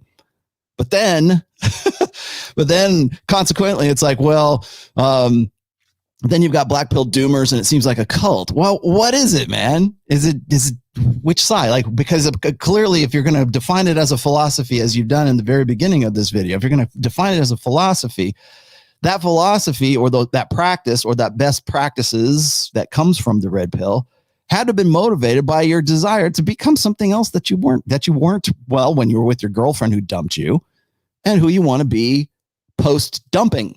Self-improvement comes from a place of insufficient self-worth. You're doing it all wrong. You look up to this archetype of the perfect alpha male. You think, I am not there yet. If I am not there yet, then I am insufficient as a person. And so you're constantly working towards this. Yes, it is. That's why you would look for it in the first place. It's not like the red pill advertises, man. You don't see it on billboards, man. You don't see it in magazine ads. You don't see commercials for the Rational Male on, network TV. You have to seek it out. It doesn't seek you out. You have to seek it out. Well, it's all in my feeds. It's all in my, because you sought it out at some point. And therefore, it's going to get, like, YouTube definitely is going to give you impressions, and you're going to click on it, and then it's going to put you into that algorithm and say, oh, this loser here is interested in these videos, right? Ideal man, body, wealth, whatever, as if when you get there, then you'll be satisfied with yourself. That's really just masking trauma and being so Trauma from your breakup? Obsessed with self-improvement, red pill, all this shit can amplify that trauma and make you feel even worse about yourself because you're not whatever they say you have to be at. Another thing I don't like is that a lot of red pillars are amplifying the problems with modern dating and making things worse for dating, actually, because a lot of them say to not date anybody seriously until you're 25 or you've made a lot of money. Well, then dudes aren't going to want to be in relationships, like men going their own way. And then there's the women which is claimed to be in the red pill community, that most of them find 80% of men unattractive, and they're constantly getting attention and validation from social media sources. And so they are looking for someone that is unrealistic based on their unattractiveness. But okay, let's just clarify a few things here, because again, this is the philosophy. This is a perfect illustration of prioritizing or overemphasizing the practical over the theoretical here. All these guys say that 80% of women aren't into or 80% of men are unattractive to women. Yes. And it's evolutionary psychologists of a high caliber, by the way, who are informing us of this.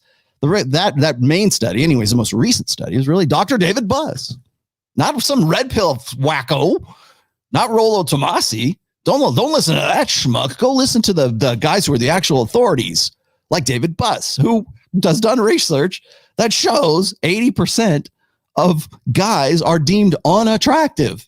It's not the red pill that's saying that, man. It's evolutionary psychologists who've done the work and the stats. Go talk to those guys, man. Go do a fucking 15-minute video on that.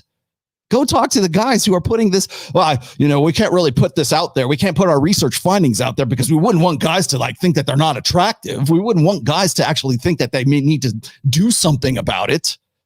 Or why don't you go and do a video about, Mark Bell, right? When I was on there, we had the discussion about, 75% of the U.S. population is overweight. At least 35% of those, the men, are morbidly obese, and 40% of the women are morbidly obese. You're not doing videos on that. You're doing videos on this because it's much easier to attack this, but we're only quoting and we're only showing stats from legitimate sources. And if you have a problem with the data, go talk to those sons of bitches. Don't talk to us. All we're doing is interpreting the data. In fact, we're doing something that they'll never do. Interpret the fucking data. And so, so people have to collate that. They have to digest that. It has to in some way hit the back of their hind lizard brains, and they got to do something with that. Would it not be better to have somebody say, here's what's going on, here's the dots I'm connecting, and have that conversation that you thought we're so proud of just 5 minutes ago? Can we not have that conversation? Apparently not. But not without being called a cult leader. Is David Buss a cult leader? Is Jordan Peterson a cult leader? Some people would say yes. Is Rob Henderson? Is Steve Stewart Williams? Is Gad Saad? Are those guys cult leaders? Because you're not doing videos on those guys who are saying the exact fucking same thing. Exactly. Why are you not doing those videos? Where's that? I don't know. I feel like if you're telling men not to date, then that's just only contributing to this problem of people not dating and relationships no longer being taken seriously like that. MGTOW and black pill doomers are talking about not dating, not the red pill.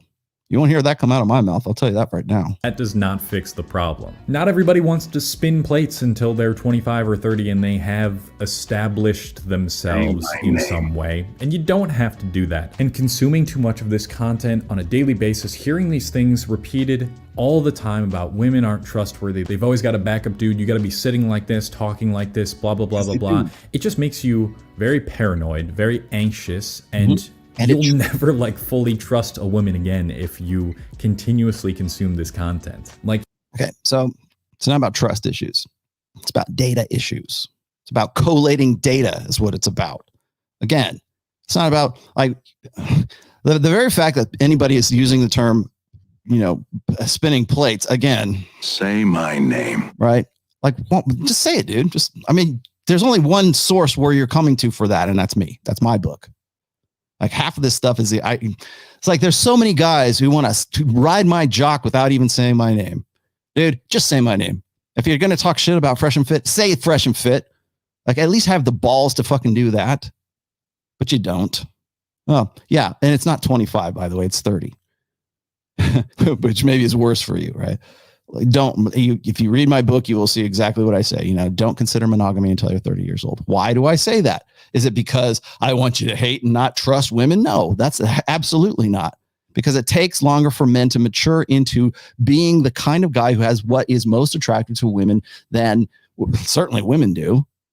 So as I said, men do not hit their sexual market value peak years until about their mid 30s, 35, 36 years old. That's when they hit their stride. That's when they have the highest, that's when they have the greatest potential to have the most of what makes them most attractive to women. That's why. Oh, you're just telling guys to just spin plates and date random and random thoughts. And no, that's not what that's about. And if you had read the material that clearly you haven't, then you would know it was why that's a policy, but why that's even like something that's in discussion. For men, it takes longer for men to mature into their peak potential. That's why.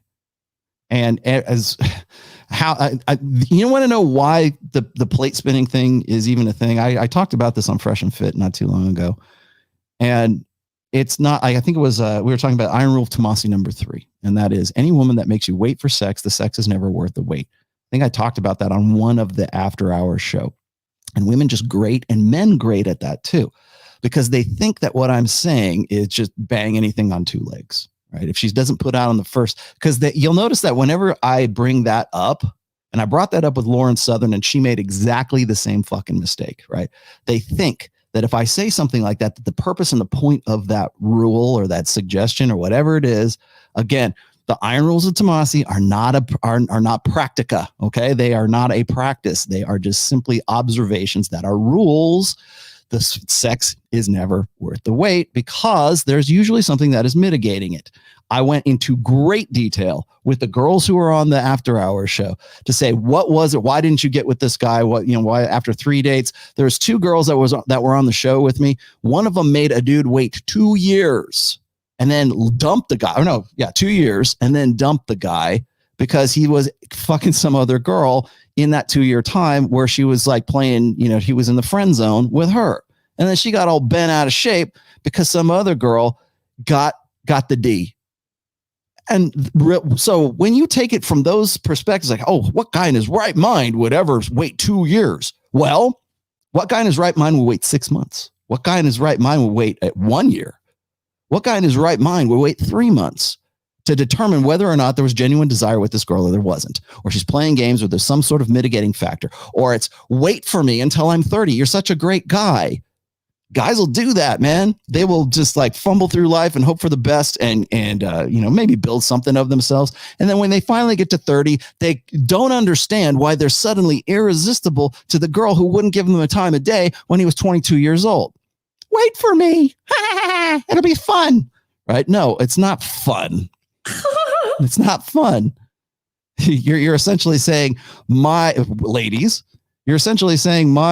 reproductive strategy preempts yours and you should be waiting for me. If you're a real man, you'll wait for me until I'm done with my journey of self-discovery. I don't want to give up my independence. And then suddenly what's this? That was pretty good. Steals before feels. I don't want to give up my independence. Oh, until I'm 30 and I have a need for you. Like, what do you even have to say to something like that? Like, Cole. So when I'm talking about like the iron rule of Tomassi number 3, which is probably the most contentious rule of all of them, people automatically think that what I'm talking about is, you're welcome. What I'm talking about is like, just don't put, like, it's a punishment. They think that the sex is never worth the wait. They think that that's a punishment. No, it's so that you're not giving up good time, spending good money after bad or bad money after good, waiting around until you're 30 and the girl finally comes around and says, oh, you're really right here all along. And I was really in love with you. And she might even be genuinely, believes that shit, but it comes right around 29 to 31 years old. We don't have those conversations. We don't want to talk about that. It's impolite to talk about that stuff. So spinning plates is less about, banging random chicks and getting your notch count up, or like being impressed with yourself because you have a high notch count. The game, playing the game, being a good PUA, being a good player, whatever, the metric should never be like your notch count. It really shouldn't. People say, well, how else do I measure it? Blah, blah, blah. Well, I mean, for success racing, you want to say, well, she'll become intimate with me as a result of this. Really what it is if you want to know what success is, it's like protecting your ass and getting to the point where you can date enough and you've experienced enough women so that when you get to your peak potential and you get to your peak selectivity, you will be a better judge of character. You will be able to discern what's worth your time and what's not worth your time. Are you going to have fun banging chicks along the way? Yeah, absolutely you are. And some guys might not even want to do that. Maybe they just simply want to spin plates and they, for religious convictions or whatever else, they don't want to take it all the way to, consummating the relationship. But spinning plates means you're dating non-exclusively. And when I say, you're waiting, any woman that makes you wait for sex, the sex is never worth the wait. Tell that to the guy who waited 4 years for one of these chicks that were right there, right on the show, right there with me, and not some random Miami ratchet ass hoe. Those chicks were from Cincinnati, Ohio. They were there for spring break. So don't give me this bullshit about, well, that's just those girls that are in Miami. No, those girls from Miami are in from out of town, my friend, and they represent a much greater whole than you are ever going to be comfortable in admitting. If you've been watching these videos for a long time now, let's say a couple months, because I think I watched red pill videos continuously for like a couple months or so until I realized what it was doing to my mental health, then you've probably gained all the knowledge you need from this. And you should probably turn it off, because now it is just skewing your worldview. It's turning things black and white for you. You're in a bubble, you're very close-minded, and you probably hate women or something like that. And I want you to examine the people in these comment sections and Reddit. Once again, the red pill does not exist so that you will hate women. It exists so you will not hate women for what they can never be to you. That are helping to confirm your biases. Who are these people? A lot of these people are young teenage males who have had like 3 interactions in their whole life with women and are trying to tell you or trying to agree with what's said in the video about how women are like this or that. You're taking advice from a dude who has no experience with women, or you're using that comment to be like, he's right, he knows. But he doesn't know shit. And that is kind of the central resolution from this video. It's that things are not black and white. Human beings are very complex creatures, and that a lot of these guys are naive. I'm naive. I still have a lot to learn. I've only been in 2 serious relationships. I'm still... Well, there you have it. I think we can stop right there. Brandon, let me look at this. Is the red pill intentionally maligned in society due to 60 plus years of exposure to feminism? Well, partly. I halfway agree with that. Your work makes so much sense looking back at 30 years. Thank you. You're welcome. And then the reason why I say partly is because it's maligned in society because, feminism is one thing, because you got to remember that feminism is sort of the social arm of gynocentrism now anyways. Feminism has always been a hate movement. It's always been a supremacy movement. It has never been anything else. There are no waves of feminism. There's no good feminism and no bad feminism. It is all comes from the same place and is all motivated by the same thing, which is dominance of one sex over the other, and in some way trying to convince a society that it is right that one sex, being the female sex, should lord over and should control should be in power over the other sex, because what's good for the goose is good for the gander, right? Because, well, men have had their chance. Now it's our chance. No, it's not. But to answer your question, as far as the 60, yeah, I mean, that's definitely part of it. But what I would argue is that the reason why the red pill is so maligned, and not just by feminism, and because the only reason I don't fully agree is because it's maligned by guys like that. It's maligned by guys who are interested in being sneaky fuckers. You guys know what a sneaky fucker is, right? It's the cuttlefish. I talked about this at the cuttlefish analogy, right? It's like fit in with the rest of them. Fit in with the female population, and then, when all the other males are gone, I'm really a male. And then the girls will like you. The female cuttlefish will want to get with you because you you behaved like a female cuttlefish, and you're on team woman or team femme cuttlefish, whatever, she cuttlefish. And you're aligning with that. And that's part of those guys, that they're also maligning the red pill because it undermines that game. The red pill, and being realistic and exposing the game, it undermines sneaky fucker game. It undermines blue pill beta game. It undermines the old order beta blue pill way of what you think should be correct. We were it was on Fresh and Fit, and it was on the first night for the after hours show. And there was one girl on there, and I'm pretty sure she was out of town too. She's actually a very attractive girl. And she was the emotional one. And she was the one who cried. If you go back, I think it was on Thursday night. No, it's been Wednesday night. I think it was a Wednesday night show. And she was on there, and it was an after hours show for last Wednesday. I want to say it was the 16th of March. So go ahead and look that up if you want to. There's probably clips of it already because everybody made a big deal. A girl cries on Fresh and Fit. That's going to make the clips. Sorry, ladies. Don't cry on Fresh and Fit because you will be highlighted in the clips by Tom. I mean, it's just good content. But I honestly, I kind of felt bad for her, and not because she was crying, but because she didn't understand the language that was being used. So when she says, well, what about love? I would be into a guy who is a sandwich artist. And I even made that case. Would you get with a guy who was a barista? Would you want to get with a guy who was a sandwich artist? And, she's like, well, if our energies and our chakras aligned, then yeah, of course I would. Yet, meanwhile, if you go and you look at her Instagram, she's like lounging on yachts, and she just broke up with a guy who is, she's 29. And the guy she broke up with right before that show was 39. And yet she's going to call me a pervert or guys like me a pervert for wanting a woman who is younger. Yet she just broke up with a guy who was 10 years her senior. And when you bring up topics like that, and when you present the empirical evidence that they themselves bring to the table, and you use that and say, well, you're proof of the concept that I'm actually elaborating on right here. And then we'll cry because they don't understand the language that's being used. They don't understand that when I'm on there with Myron and Fresh, we're speaking the language of like sort of empiricism or objective, reasonable reality, whatever you want to call it. Like, we're talking about nuts and bolts. We want to get down to what is true and what is not true. When you're talking from the language of belief and emotionalism, it's what is right and what is wrong. And it doesn't feel right that a guy would say, well, women want this and men want this. No, they don't always want that. I'm a woman, and let me tell as a woman, let me tell you a thing or two, mister. That right there, that's that language speaking against the other language. So you've got the language of emotionalism and you've got the language of empiricism, and they're talking past each other. And that's why because she doesn't, her message isn't being interpreted or understood or received by anyone, and she's not winning an argument. She can't get to win the argument.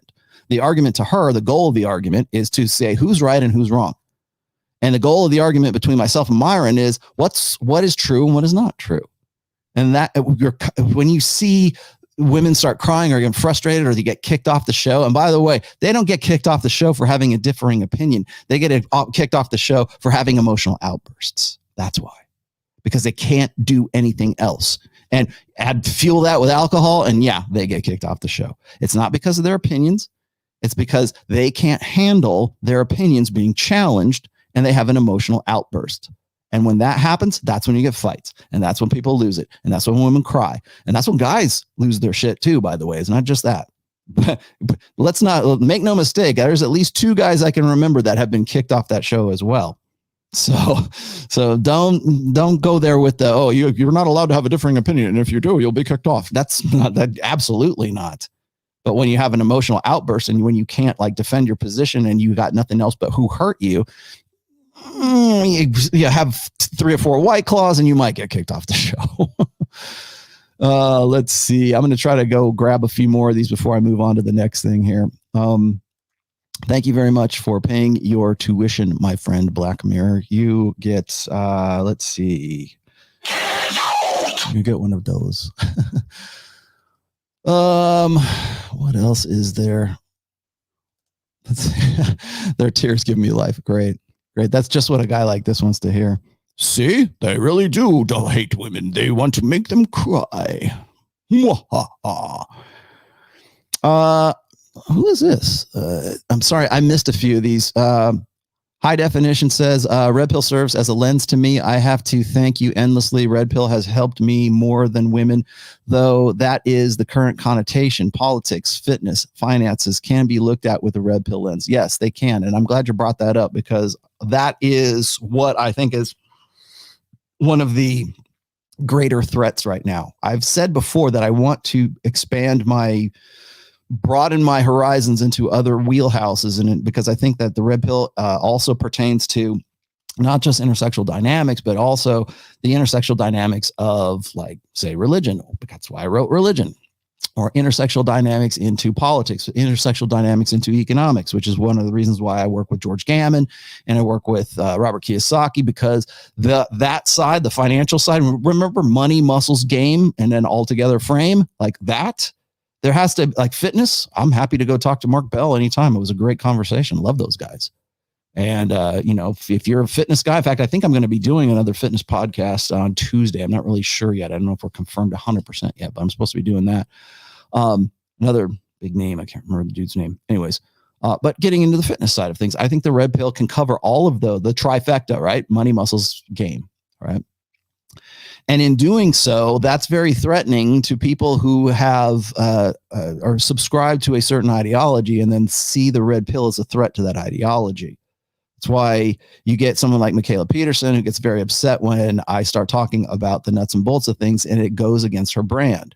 She wants to talk about me, but she's not willing to do the homework. The Abba and Preach, right? They're willing to talk shit, but they're not willing to do the homework. They don't care about the nuts and bolts. They don't care about the empiricism. They don't care about the dots being connected. They only care about the brand. And I mentioned this, like, for instance, the whole debacle that went on with Ethan Klein and all that. We talked about that, by the way, at the end of the show, the after hours show on Thursday. And I mentioned this is that they're not interested in a debate. They're not interested in anything substantive between myself and Myron. They're not willing. They don't want a debate. They want a 30-second clip. They want engagement. No one cares about this. Nobody cares about the only people that care about the Red Pills, like the people who are really involved in it, such as myself, maybe Myron, most of the guys on Rule Zero, you name it. They're more interested in the substance, like red meat, right? Versus, steak and sizzle. They're more interested in the steak, and they're putting stuff out there and they're having good conversations. Then you have guys who really wanted, like I said, dip their toe in the Red Pill pool, but they're not doing it because they have any real curiosity about the substance of the Red Pill. They just know that it's the new hotness. It's the next tag. And they're not even interested in the 2-hour debate that you're going to have with them. They're interested in the 30-second clips that are generated as that, because they know ain't nobody got time for that. Ain't nobody got time for no 2-hour video. They got the time for a 30-second video, and if it aligns with what the fuck they're thinking of, like this guy right here, I could make a 30-second video of me talking shit about coal, and I wouldn't do that because I'm more interested in actually, giving you guys some real world substance. but I could do that and I could grift on that. And I don't grift on that. I don't feel the need to grift on that because that's not why I'm into this. You say Jefferson.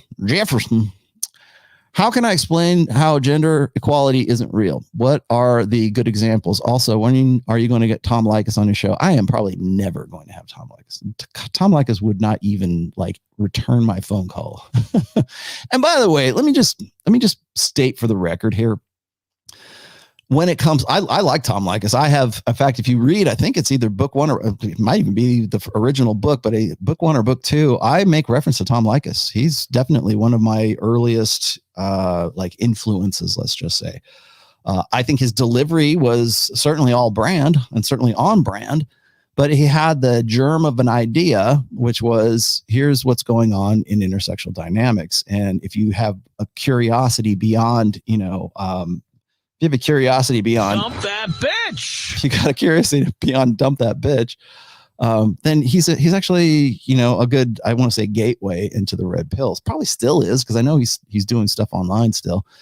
But I don't think he'd even return my phone call because it's all brand. And also, for the record, I mention Tom Likas all the time. Hell, I got a sound drop of Tom Likas here. I also mention Patrice O'Neal. Okay.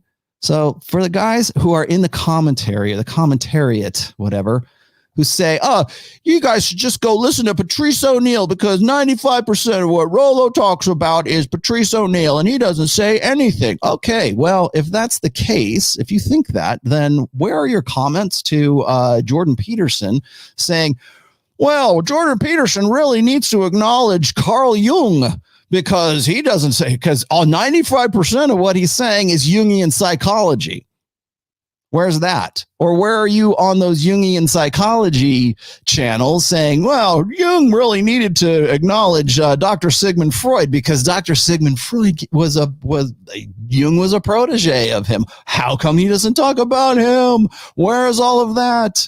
How come, Patrick Bet-David doesn't give it up to Tony Robbins? And how come Tony Robbins doesn't give it up to Zig Ziglar? And how come Zig Ziglar doesn't give it up to Norman Vincent Peale? Huh? Why? Where's that? Go watch them. They're the originals. Fuck you. I like Patrice O'Neal. Don't get me wrong. I think he's very funny and he was definitely proto red pill, but he wasn't red pill because there was no red pill when he was around. Or if it was only in its infancy at that time. And yes, you're right. He analyzed stuff and he was talking about stuff and he made it funny and he was very popular as a result of that. But to my knowledge, Patrice O'Neal didn't relate anything to evolutionary psychology. He didn't do anything. He didn't relate anything to politics. He didn't relate anything to religion. He didn't relate it to, and it's not like I'm standing on the shoulders of Patrice O'Neal. I'm standing on the shoulders of Tom Likas. I'm standing on the shoulders of David Buss. I'm standing on the shoulders of Mystery. I'm standing on the shoulder. Yes, you are 100% correct. And, well, you need to go back and check that stuff out. Well, the problem with that is that a lot of the guys whose shoulders that I am standing on did not have access to the same kind of information that I have now. And you know what's going to happen? There's going to be a dude when I get to be 60 some odd years that they're going to go, well, you're standing on the shoulders of Rollo Tomassi. God, I hope so, right? Probably not, because you guys my haters will tell me to go fuck off and die. And by then I'll probably want to. But at that stage, it's like, you're standing on the shoulders of Rollo Tomassi. And why? Because I don't have access to whatever the new tech is going to be or the next new information or whatever it is. Hopefully we get to that point. But somebody's going to stand on my shoulders too. Are you going to go and tell that guy to go fuck off and die because he's not acknowledging Rollo Tomassi? Probably not. Probably not. You probably won't even care by that time. Rollo, appreciate your first book. Thank you. Just finished it last week. What's your opinion on FNF backing out of the boxing match from Abba and Preach? That was marketing, my friend. How about the backing out of the debate with Ethan? How about Ethan Klein backing out of the debate? Are you going to talk about that too? It's funny. It's like, if I go and I say, well, hey, here's another great one. How about Anthony Johnson backing out of the fight that there was going to be between him and John from Modern Life Dating? You don't remember that one, do you? Neither do I, quite honestly. Tell us you're scared of being called a jerk without being telling us. Most guys spit out the red pill for fear of an unknown ending to their life and story of being ostracized. Every girl brain ever. Yes. Yeah, we're going to talk about that here in just a second when I get to Israel or Brody or whatever her name is. Hey, Rollo, do you need help with timestamps? No, I've got Eduardo. And by the way, just because the timestamps aren't like magically appearing right after I close out this video, that's because Eduardo has to do the dirty work and do the timestamps. And by the way, Eduardo does in fact he does too good a job in some cases. Like it's like he's doing more than actually are necessary. So we do a lot of timestamps. I also help timestamps with. Okay, I've already got a guy doing it for me, but thank you for the offer. I appreciate it. Bozer, whatever. Is it more possible for a woman to get a stronger emotional connection with a man before he has money, or after he's accomplished? Thanks, Roll. Again, contextual.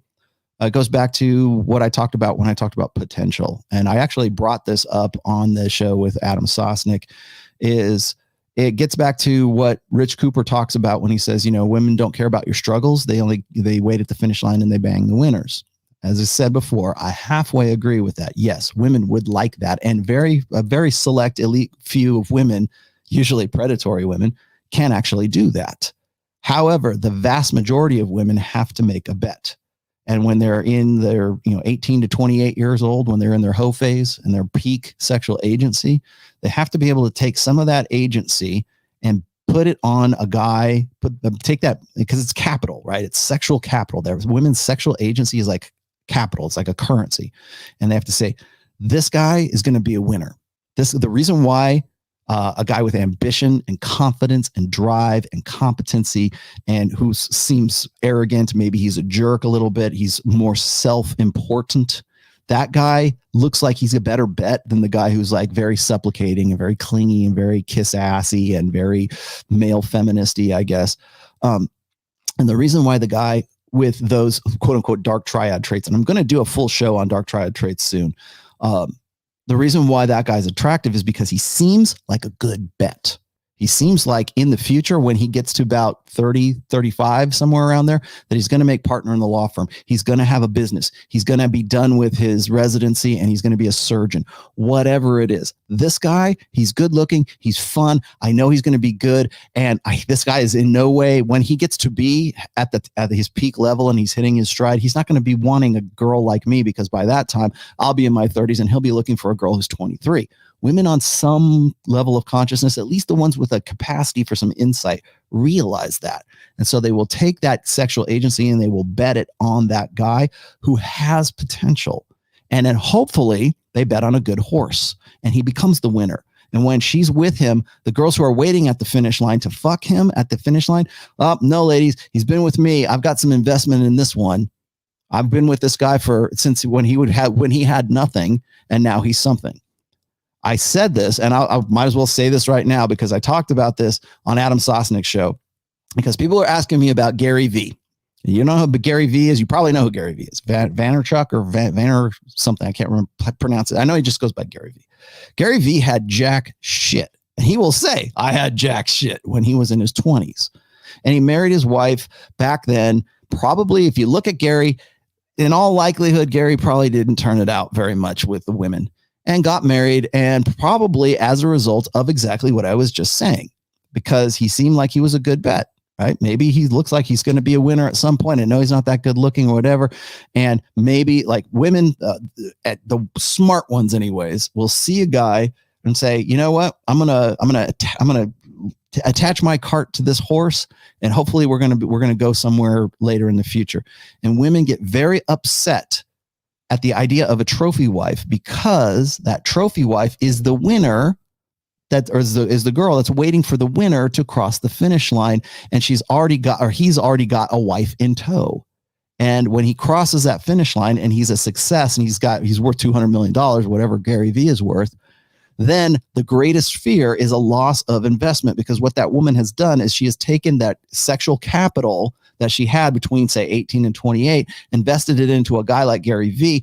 Now, Gary is now 46, somewhere in mid 40s, And now he dumps her to get with the supermodel, to get with the girl who would never give him the time of day if he wasn't worth $200 million. If it's the same thing with Bezos, it's the same thing with anybody who's got a lot of money. Elon Musk, great example right there. So you've got Gary V, who's getting with this chick, and she's a hammer, man. That chick is freaking hot, man. But she would never, and she's 36 years old, and I know Torsia was talking about her not too long ago, and she's a piece of ass. I said as much on Sosnick's show, but she represents something that all women fear: the trophy wife. And what women fear is a loss of investments. It's opportunity cost. She could have put her money into another guy who wasn't going to maybe not be as successful as Gary V, but he would have been successful and he would have been faithful. Now you've got her and him, he's dragging her across the finish line, or she's, thinks she's, all tight with him. He's never put a picture of her up on his Instagram. We talked about that. Yes. And now suddenly he's with this hot piece of ass, and she's in every one of his Instagram shots. And now suddenly we find out that they're getting divorced. And by the way, it was the wife that initiated the divorce.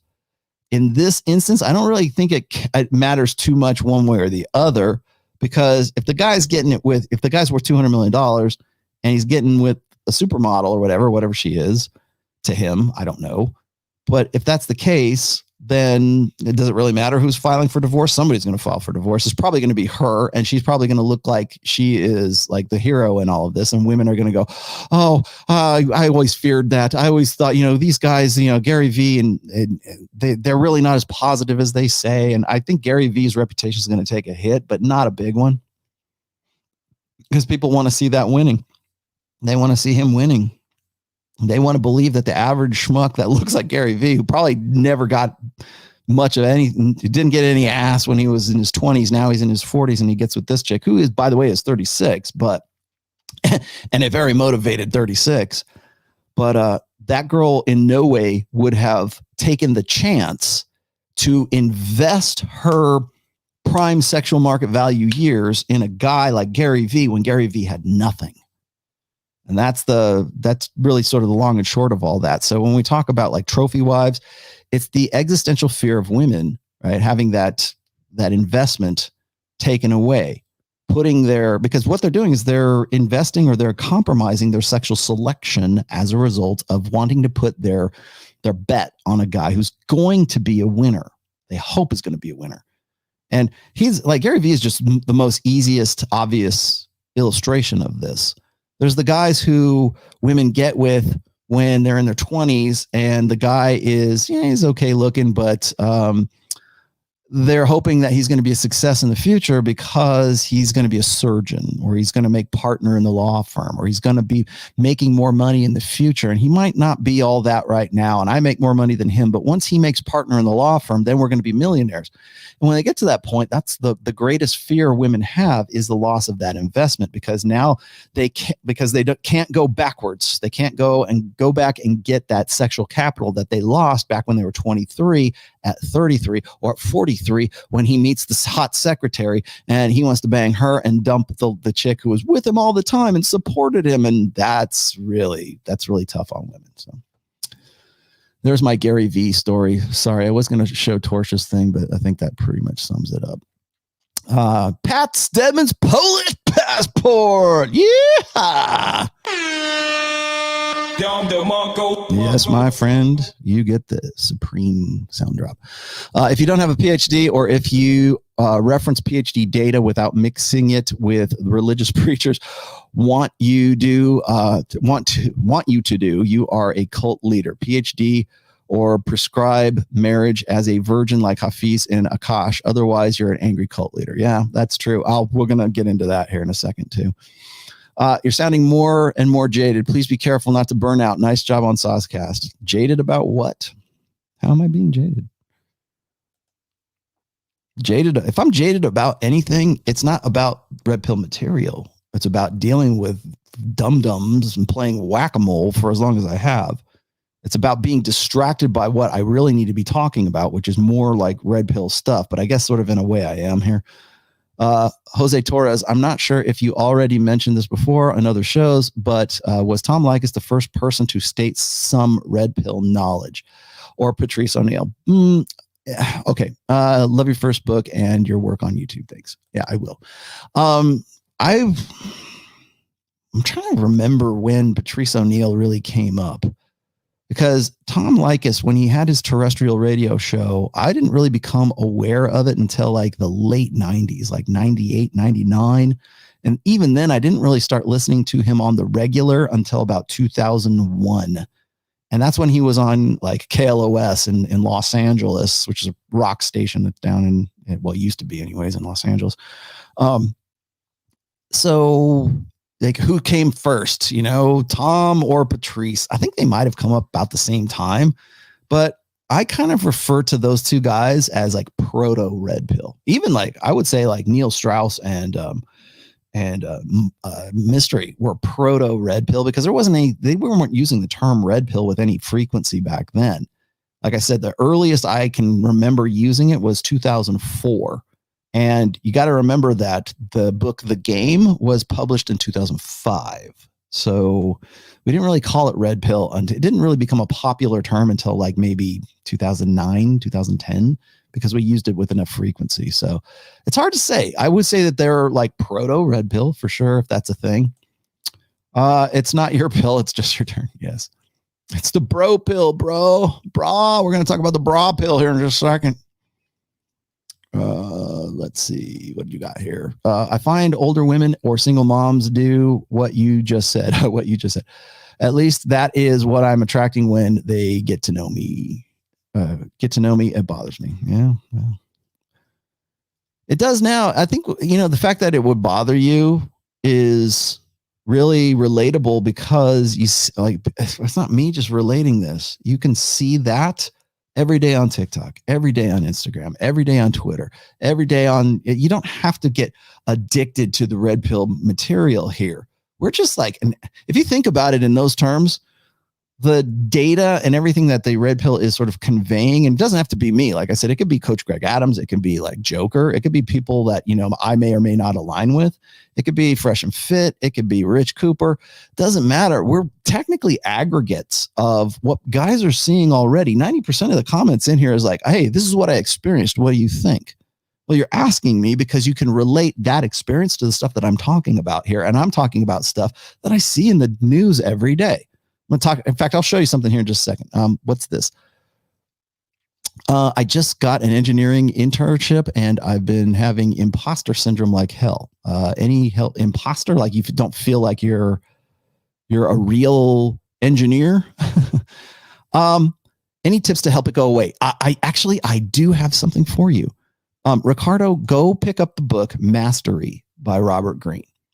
In there, in the very beginning of it, you don't even from the very outset, you will understand this.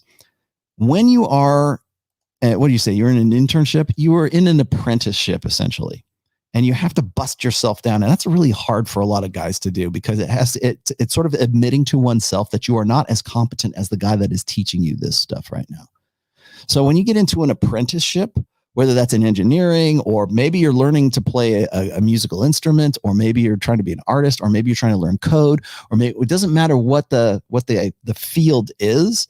You have to think of yourself as, I'm the apprentice and this guy has something to teach me. And again, the onus of an education is really on the student, not so much on the master. It's the guy who says, okay, I'm going to submit to this guy's mastery and he's going to tell me and show me how to do these things. And I'm going to learn from this guy until such time as I feel like I can't learn anything else from this dude. Or maybe if that ever comes, right? Maybe you have a really good relationship with that guy, and maybe he's a son of a bitch. Maybe he's a drill sergeant, but he has your best interests in mind, and you're a better person. Even though it seemed like you're eating shit all the time, you still are better for having gone through that experience, if that makes any sense. Okay. But do read Mastery, and it will help you with those feelings for sure. What forums, subreddits could we use to get info, specific advice, where we can, as TRP, connect and communicate to get info and learn from each other? Well, you can go to the Red Pill Lions Discord because that has turned into something else, my friends. People, I think, are seeing that as like my Discord server, and there's some really good conversations in there that have really nothing to do with NFTs. Okay, my reservation about that, and I'm not saying that like men definitely need camaraderie. We need tribes. We're always looking for tribes. We want some interconnected networking. And I think that when we get into positions where we're sort of submitting ourselves to the life plan of somebody else, it doesn't become our plan. So you have to be careful of like, why do you want to get into a subred that gives you specific advice? Like, what kind of advice are you looking for? Like, what specific advice are you looking for? What I would say is like, if you're looking for like, how do I get to girls? Well, then maybe you want to look into something like game. How do I make $1 million? Well, then you're going to want to get into the entrepreneurship side of things. It just kind of depends on what that specific knowledge and weight, like advice doesn't have to be prescriptive, but it can be just like, here's what I would do if I was in, it's like analysis. It's different. That's why I don't like to call it advice. It's like, here's my analysis of where you're at, what you can do. You can decide to do, like, ultimately it's on you as the student to do with your life as you will. As I said before, the red pill is a toolkit. It is not a plan. It's not step by step by step. And a lot of people want that. I even mentioned this here. But a lot of people want that. They want some life program. Give me the 12 rules for life so I can live a perfect life. Well, you won't. You won't live a perfect life after reading 12 rules for life or 12 more rules for life. Sorry, but it's not a plan. You have to implement that stuff. And if you don't implement it, then nothing happens. And maybe some of those things are something that you are, resonate with you, and some of them don't. But ultimately, even if you read that, you say, okay, well, here's what I'm after, or 48 laws of power, right? There's a lot of laws of power that a lot of people, like, ethically, they're just kind of, I would never want to use that law. I would never want to use the law, get other people to do the work for you, but take all the credit, right? That's basically plagiarism. Like, I would not want, as an author, I hope you would be uncomfortable using that law. However, you have to know that law because you need to protect yourself against other people using it against you. So are you getting advice? Are you getting analysis from the perspective of, here's what I want to do, and here's how I hope that somebody can tell me how to live my life? Or are you looking for tools and good information so that you can build the life that you want to have? Are there communities for that? I'm sure that there are, but you got to be careful. It's like I said, it's the onus of your education is on you as the student, not as the people who are teaching. You have to be the one to say, this guy's full of shit, or this guy's got something that I really want to, that I can really resonate with.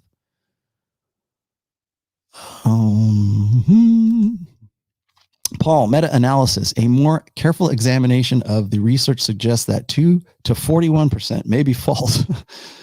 Understanding false allegations. Okay, I don't know exactly what that is, and I don't know why I'm getting webcam girls in my thing. So, but you can go away. Bye, Felicia. There you go. Oh, you guys already got it. You guys are on top of it. Thank you. What are the pitfalls to avoid when learning TRP? First off is thinking that it is in some way jading you against, like, women's nature. Here's the primary thing you need. You know what the primary pitfall is? Believing it's an ideology. That's number one. Because everyone who doesn't understand it, and they admit that they don't understand it in the very first 5 minutes of their video and say, well, I've only got into it a little bit, but let me tell you what my analysis is. The rest of this video for the next half hour is going to be my analysis, but I don't really know what I'm talking about. So take it with a grain of salt. Like, that right there is just like, it's a caveat. That's not a caveat. The other thing is like, oh, those guys are angry and that the red pill makes you hate women. The red pill, again, does not exist so that you will hate women. It exists so you will not hate women for what they can't be to you. It is sometimes hard it's the bitter taste of the red pill. It's very difficult to accept the realities that are being shown to you, whether it's the red pill or you're just getting it randomly online from, like, looking at articles or, watching TikToks, It's not me that's going to wake up all these guys. It's TikToks that are going to do so. But does that mean that they're all does that mean that they're all Do you think they're all like that? Is that all TikToks? I don't know. Maybe they are. But you got to remember that that, you know, again, the red pill's not here to like, it's to educate you. It's not to direct you. You get to direct yourself. You want to know why it's not a cult? Because I say just that. And I've been saying that for a long time. You make it make sense, Rollo. Thank you very much. Shalom Aleichem. You chose poorly. I wish I could make it make sense. I wish I could make it easier. I wish I could dumb down the message for you. Okay, let's I got to show you this. This is too good. This was what I did. Okay, here we go. Just because you label something with specific terminology doesn't necessarily mean that it reflects reality. Right, which is why I like say a YouTuber created abstraction. this. Yes. Yeah. Okay. Well, so I'm our- having fun with the conversation, but I also Yes. think every single alpha that I've met in my life, other than you guys, anybody. Sorry, not every single alpha. Thank you, I'm excuse an me. alpha. No. Let me say something a little bit more precise. Yes. Every single man that I've met who's called himself an alpha and made a point to say Alphas it out don't loud. call themselves alphas. They don't. Has been the most triggered by My an name. independent woman or by any kind of retaliation to that opinion. Like they cannot hold their own without getting emotional. That's a gamma trying to get up into alpha class is what that is. I So- think don't. but- For example, they might kick women off of their show But I do because they can't contend with them. well, wait. I do agree No with names have been Can I- named. Hold on. Where do you think that that's them being emotional or trying to establish rules? Two things. I think trying to establish rules that would insinuate that you're having a conversation with somebody who needs to be trained. I love that part. I got to stop it right there. Just I wasn't going to stop it. I was going to let it go all the way through, but this is too good. This is Moira Israel Brody, I think. I'm not really sure. I'm just going to call her Brody because it's easier to. I think that's her last name. But anyways, this is she's part of the tribe. So let's just we'll start with that. Second of all, she's been on Fresh and Fit. She's dated, and apparently she would like you to think she dumped Tristan Tate. Tristan, if you're watching, I did not realize I didn't know who she was when we walked in there, but Portia is the other girl on there, as you know, and she was discussing. I guess, Portia, correct me if I'm wrong in the chat here, but you were having a conversation with her prior, and I think she had mentioned Tristan Tate, and you didn't quite tell me that while we were in there, but then later on I realized that's who she was talking about, and I picked up on it about midway through the show that she had a background with the guy, because later on you'll see, like when I talked about we had a caller that called in, and the guy's name was Tristan, and I think it wasn't the Tristan Tate, but it was the guy who called himself Tristan because he knew that the background between her and Tristan Tate.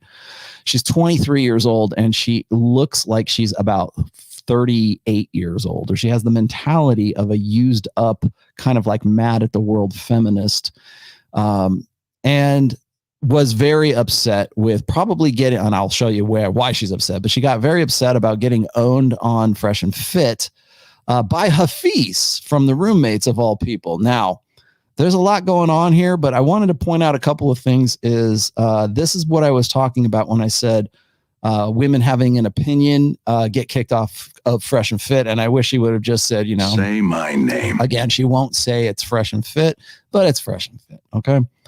And she was concerned, or she thinks she would like to present the idea that the reason why girls get kicked off that show is because they have a differing opinion. No, they don't. They get kicked off because they have emotional outbursts.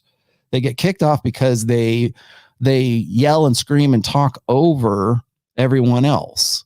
And that's pretty much why, and that's why they get to a fight. Like I said, the reason why, and why do they have that emotional outburst is because they get backed into a corner when they're presented with the language of empiricism. In the very beginning of this, she talks about how, I don't like people to be categorized and everything. Bullshit. Women love categorization. People in general love categorization. That's why if I was to ask her about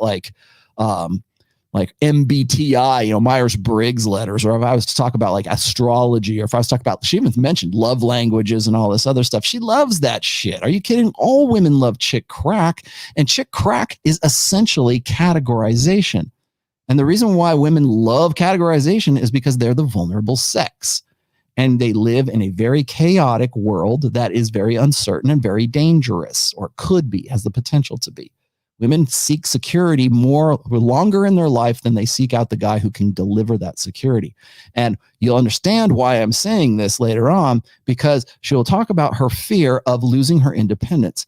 It's not about losing her independence and relying on a guy. It's that the guy, it doesn't represent security to her, long-term security. But we'll get to that point here in just a second. But let's keep going. Which I disagree with. Trained. Secondly, I also think that on that show, there's more of, not that show specifically, any show that we're talking about ambiguously, there's an emphasis on, there's a huge emphasis on getting views. And what gets views is making a drama. So if, for example, somebody says that she believes that her husband or her man should cook as well, and you get so triggered by that, you have to kick them off of your show. To me, that is very telling about the kind of man that you are. All right. So she's straw manning Myron right there. And she, certainly Say my name. she's not going to name Myron. Like, let's just be honest here. I hate that shit too. It's because like Hafeez does the same thing now.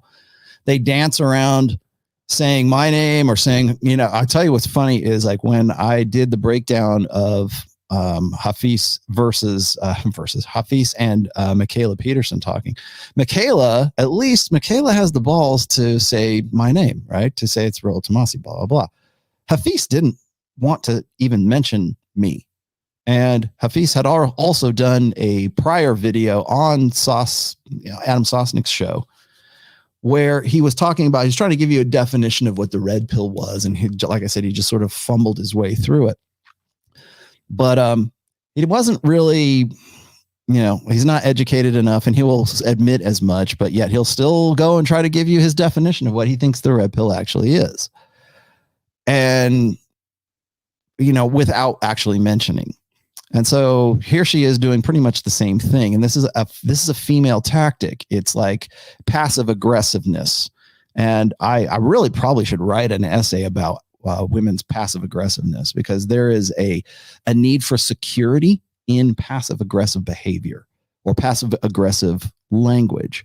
So when a woman is passive aggressive with you and she's like talking, about something over here, but you're supposed to get it, right?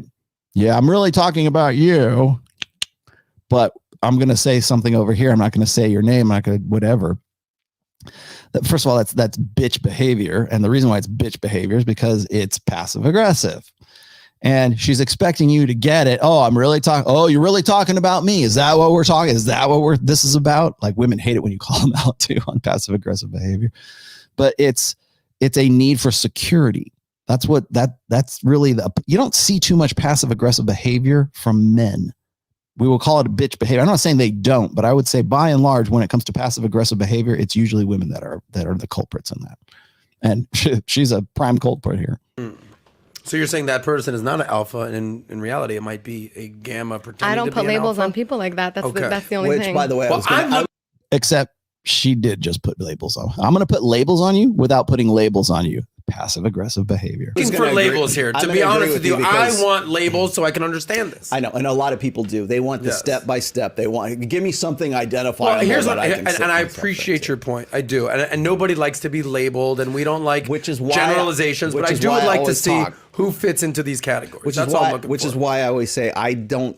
Like, I mean, I I understand this, but when you read my work and I say alpha or beta, I distill it down to those two. I don't use those. It gets complicated. I understand it, and I'm not saying I disagree with it. I'm just saying, again, it's like, how do you, like, there's the alpha as a demographic, and then there's the alpha as like a mindset. So got it. Where does that fit into something like this? That's why I have like people say I'm a sigma. Well, no, you're not a sigma. You just want to be out. You think you're like outsider. You think you're like Johnny Depp or something. You think you're outside of the system, and you're really not. You are in the system, and the very fact that you would call yourself a sigma or call yourself an alpha or call yourself a whatever.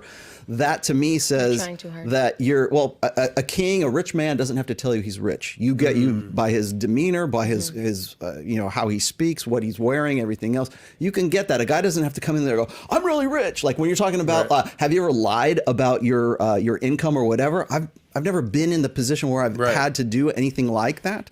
But like if I walk into a room or you walk into a room, or like if you're dressed down, people don't know, like say a guy like George Gammon is like a multimillionaire because he just dresses in like, you know, a jacket and a t-shirt and everything. So you don't really get that from him, but he doesn't go in there and say, hey guys, I'm Michael $1,000,000. He doesn't do that. That's because it's his, exactly. You don't, Alpha doesn't have to. Confident guy doesn't say, I'm confident. He doesn't have to tell you Makes stuff. sense. Like you get it. All right. Well, thank you for breaking this down. I think we all have a better understanding. And All right, so that's that. I'm gonna pull that for now. I'll catch some super chats here in just a second, but I wanted to throw that out there because I think that that's pretty important when you're establishing what is part of the misgivings of the red pill. So when you have a chick like Israel here, Moira or whatever her name is, when you have her on there mouthing the words of the feminine imperative and then in the same breath saying, this is what those red pill guys are about, straw manning the red pill. That is, I expect that from someone like this. What I don't get is when guys who are dipping their toe in the red pill pool, they want to find some common ground with the girl who's exactly like this. And what I find very ironic, I'm going to show you just a really quick clip here of Fresh and Fit where she was on there and Hafeez like nails her ass to the wall. And I'm like, where is this guy, man? What happened to this Hafeez? But this is why these guys know better. And actually, let me just add this in here. This is Can I ask a question? Sure. All men really want. Please. Why are men so intimidated by the idea of coming home to a independent woman? We're not intimidated. It's I a would headache. think that an independent woman, like independence, is an attractive quality. No. How would you define independence?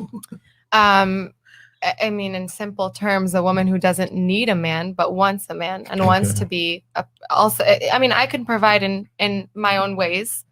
And the man will provide in his own ways. However that dynamic works, it'll work. Okay, so you said a woman who doesn't need a man but wants a man. Yeah. So what do you mean by I'm trying to understand what do you mean by not? I mean, I'm not a child. I don't need a parent. You know, I want to be in a partnership. I want somebody who will, if I'm younger than him, for example, I want him to strive to raise me to his level. Just like I feel like a top tier men are drawn to people who they want to be their peers eventually. They like lifting people up. And I think that in a relationship, it should be the same. Well, I think for me, I think you're viewing it as a woman. I think it's hard to view it as a man. I think it's a reality thing because there's certain things that you value that men wouldn't value. So for example, let's say you made $200,000 a year, right? And your man made $50,000 a year, you would eventually want him to get there. Is that fair to say, ladies? Absolutely. And if he was lazy and he didn't want to get there, he wanted to stay at 50,000, would that be a turnoff? If he didn't want to get better? Yeah, it's not about laziness. Here's another example. If I wanted to study something and I knew that I wouldn't be able to work for the next 8 years, medical school, for example, then if my man is willing to support me, I want him to eventually be happy with my success. Yeah. So let me finish my example, and I want to answer your question. So the point is that you guys want a man to get on your level. So guys, if a woman was making $50,000 and you're making $200,000, do you want her to make $200,000? Is that a priority for you guys? No. Not a priority. Okay, let me halt it right here. I gotta give you a little bit of background because I'm watching Fresh and this is funny as hell. This is from April 12th of almost a year ago, man. This is from April 12th, 2021. Listen to Hafeez here. This is like, where the fuck is this guy? Where the hell I want this Hafeez back. I want this guy who's like willing as the balls to nail these chicks to the wall. And again, Hafeez and I forget his friend's name. I apologize. They were dipping their toes in the red pill pool right here. And if you look at the sort of the transition, I guess, from what Hafeez is right here to what he is just on Adam Sosnick's show about a week ago, 2 weeks ago, it's like night and day, man. That's not even the same person anymore.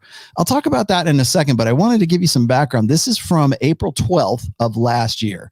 I got this because I wanted to highlight Israel here, but also notice the attitude and the language that Hafeez is using. And I'm like, This is one of the reasons why I actually took note of Hafeez in the first place. So you see, guys, they don't view it that way. They you gotta think about it. Men are conditioned to protect and provide for thousands of years. So men are not looking for a teammate who can do what they do. You know, it's like the best way I can break it down. But it's not about doing. Sorry for interrupting you. Yeah. I apologize. But it's not about doing what they do. It's about doing me and being supported and So here's supported emotionally. And here's a problem: a man with options can choose, and unfortunately, you're the worst option. No disrespect.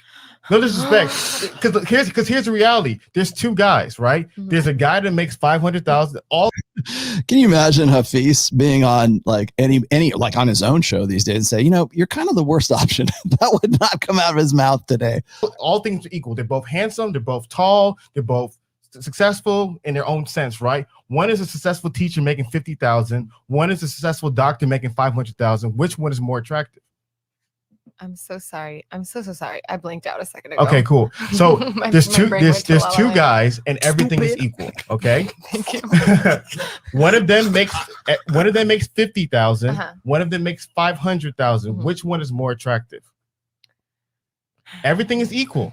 It's okay to say the truth. I know. It's okay to say the truth, right? Listen. The feminism in her won't allow it. No. I'll answer honestly. She's talking an equal partner. I'm just as mesmerized by fancy, shiny things as any other person is.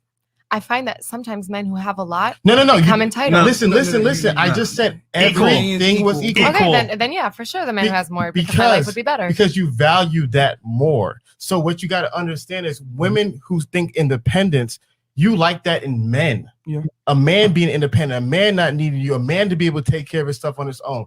That's what you value in men. Men don't want that in women. Because the reality of the matter is, when a woman is really turned on by a man, when a woman is really in love with a man, when she really respects him, she becomes utterly dependent upon him because she does not want him to leave. So here's what I don't like. My biggest fear is to lose my independence. There it is, right there. And to rely on somebody else. And know where that comes from? That is the point. That's the point I wanted to roll this up to. You kind of had to get the build up for this one. That's the point where she's at.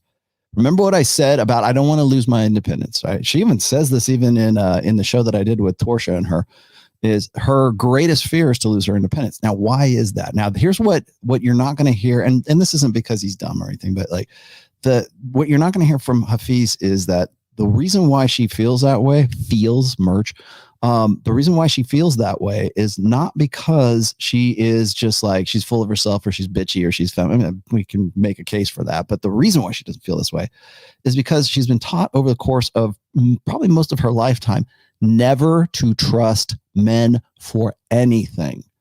Every show, every popular media, gynocentric, music, popular culture, every Disney Pixar movie since the time she was 5 years old. And this woman is the same age as my daughter. You will never hear that stuff come out of her mouth. And why do you insist on putting your freaking thing on here? Why? Tell me why. Why do you keep coming back, dude?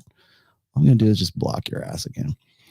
All right. So the point here is that she does not trust men. I fear losing my independence. Why would you independent of what? Strong, independent woman. I'm a strong, independent woman.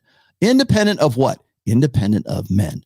And how does that affect her understanding of intersexual dynamics? Well, I can't trust men because either men are abusive, they're not going to have enough money, they're not going to be able to support me, they're not going to be able to I can't trust them with my life. I told the girls on the after hours show while I was on there, I said, I gave him the parachute analogy. You know, if I come home from work or wherever and I have a parachute and I tell my wife, I said, hey, baby, we're going to go skydiving right now. Here's your parachute. I packed it for you.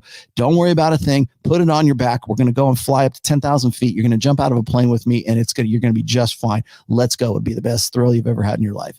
Would you do that?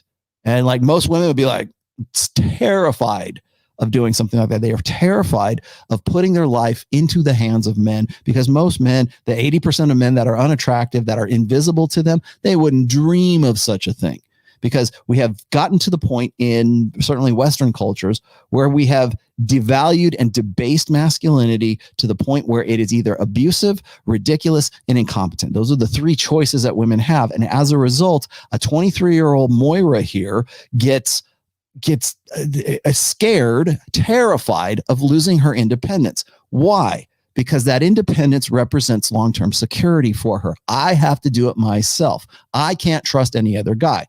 Yet prior to all this crap, when she's going on with, well, I should say after this, but she's saying the same thing on Adam Sosnick's show, but she's also saying, I had to get rid of this guy because I was being love bombed. Right? Like, oh, he was future forecasting. He was trying to sell me on this future of being married to him and having a loving, lasting relationship, yada, yada, yada. And then finds out that the guy's not really like that. I don't know if that was Tristan. Maybe it was Tristan. Who knows? But the fact of the matter is she thought she could trust this guy and it didn't turn out that way. And so all that does is reconfirm her independence and her fear of losing that independence. That's why her ideal relationship is egalitarian. And she doesn't understand that from a biological, evolutionary perspective, that is impossible for men and women. And Hafeez, on some level, kind of is pitching this to her. He comes to it from a different angle. But as some of the guys in the comments were saying here, is that he still believes in the conditioning aspect rather than the innate nature of women who need to depend on disposable men. Men, to be a man these days, to be a man at all, to have any kind of like positive masculine identity, it is to sacrifice. And it has always been to sacrifice. It is to produce more than you actually expend, to produce more resources than you can possibly use, because what happens then is you're generous with a woman and you're parentally invested. And that's what women are looking for when it comes to a gut, at least in the long term.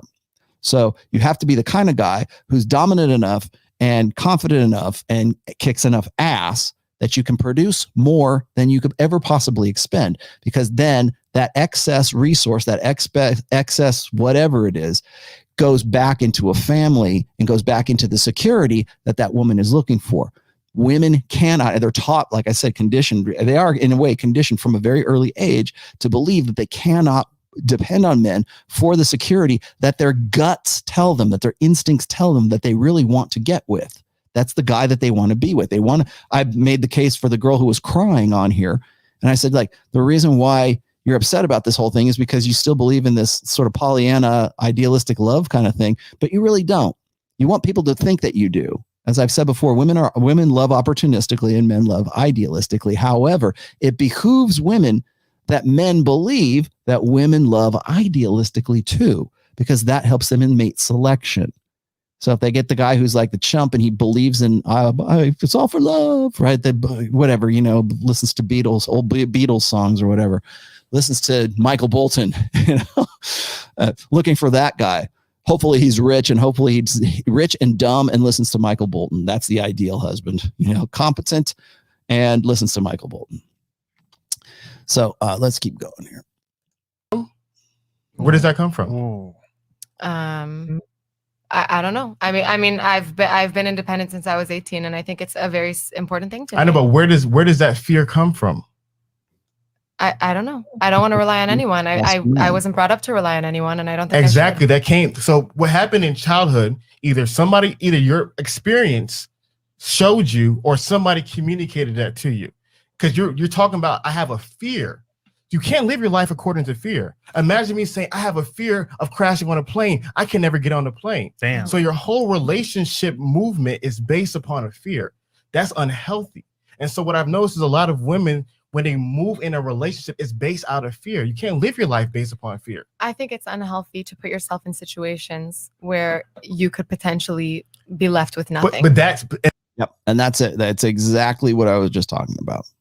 Her independence, and Hafeez is correct about this. I'm actually agreeing. Like I said, this is the no hate episode. I'm actually agreeing with Hafeez, because this is the old Hafeez talking. He's 100% right in the sense that her relationship dynamic is based on fear, but that fear, he's not making this connection though, is based on the fact that up until she's 18. I've been independent since I was 18, right? Well, she just says this a second ago, is she fears losing her independence because she doesn't want to be left out in the cold. She doesn't want to be homeless, and she doesn't want to invest in a guy who's a loser. And so rather than investing any of her sexual capital or sexual agency in a guy and trusting in that guy, she says, you know what? I got to do it all on my own. And you know what? She is representative of a vast majority of women, over the course of probably like at least the last 3 generations, if not since the boomer generation. Women have had to rely on themselves because they've been fed a constant stream of media that says you cannot trust that guy and you should be able to hold out for the very best dude. You're strong and independent. Independent of what? Independent of men. Because if you're dependent on men, then you can be left out in the cold, which is exactly what she fears. And that's what Hafeez picks up on.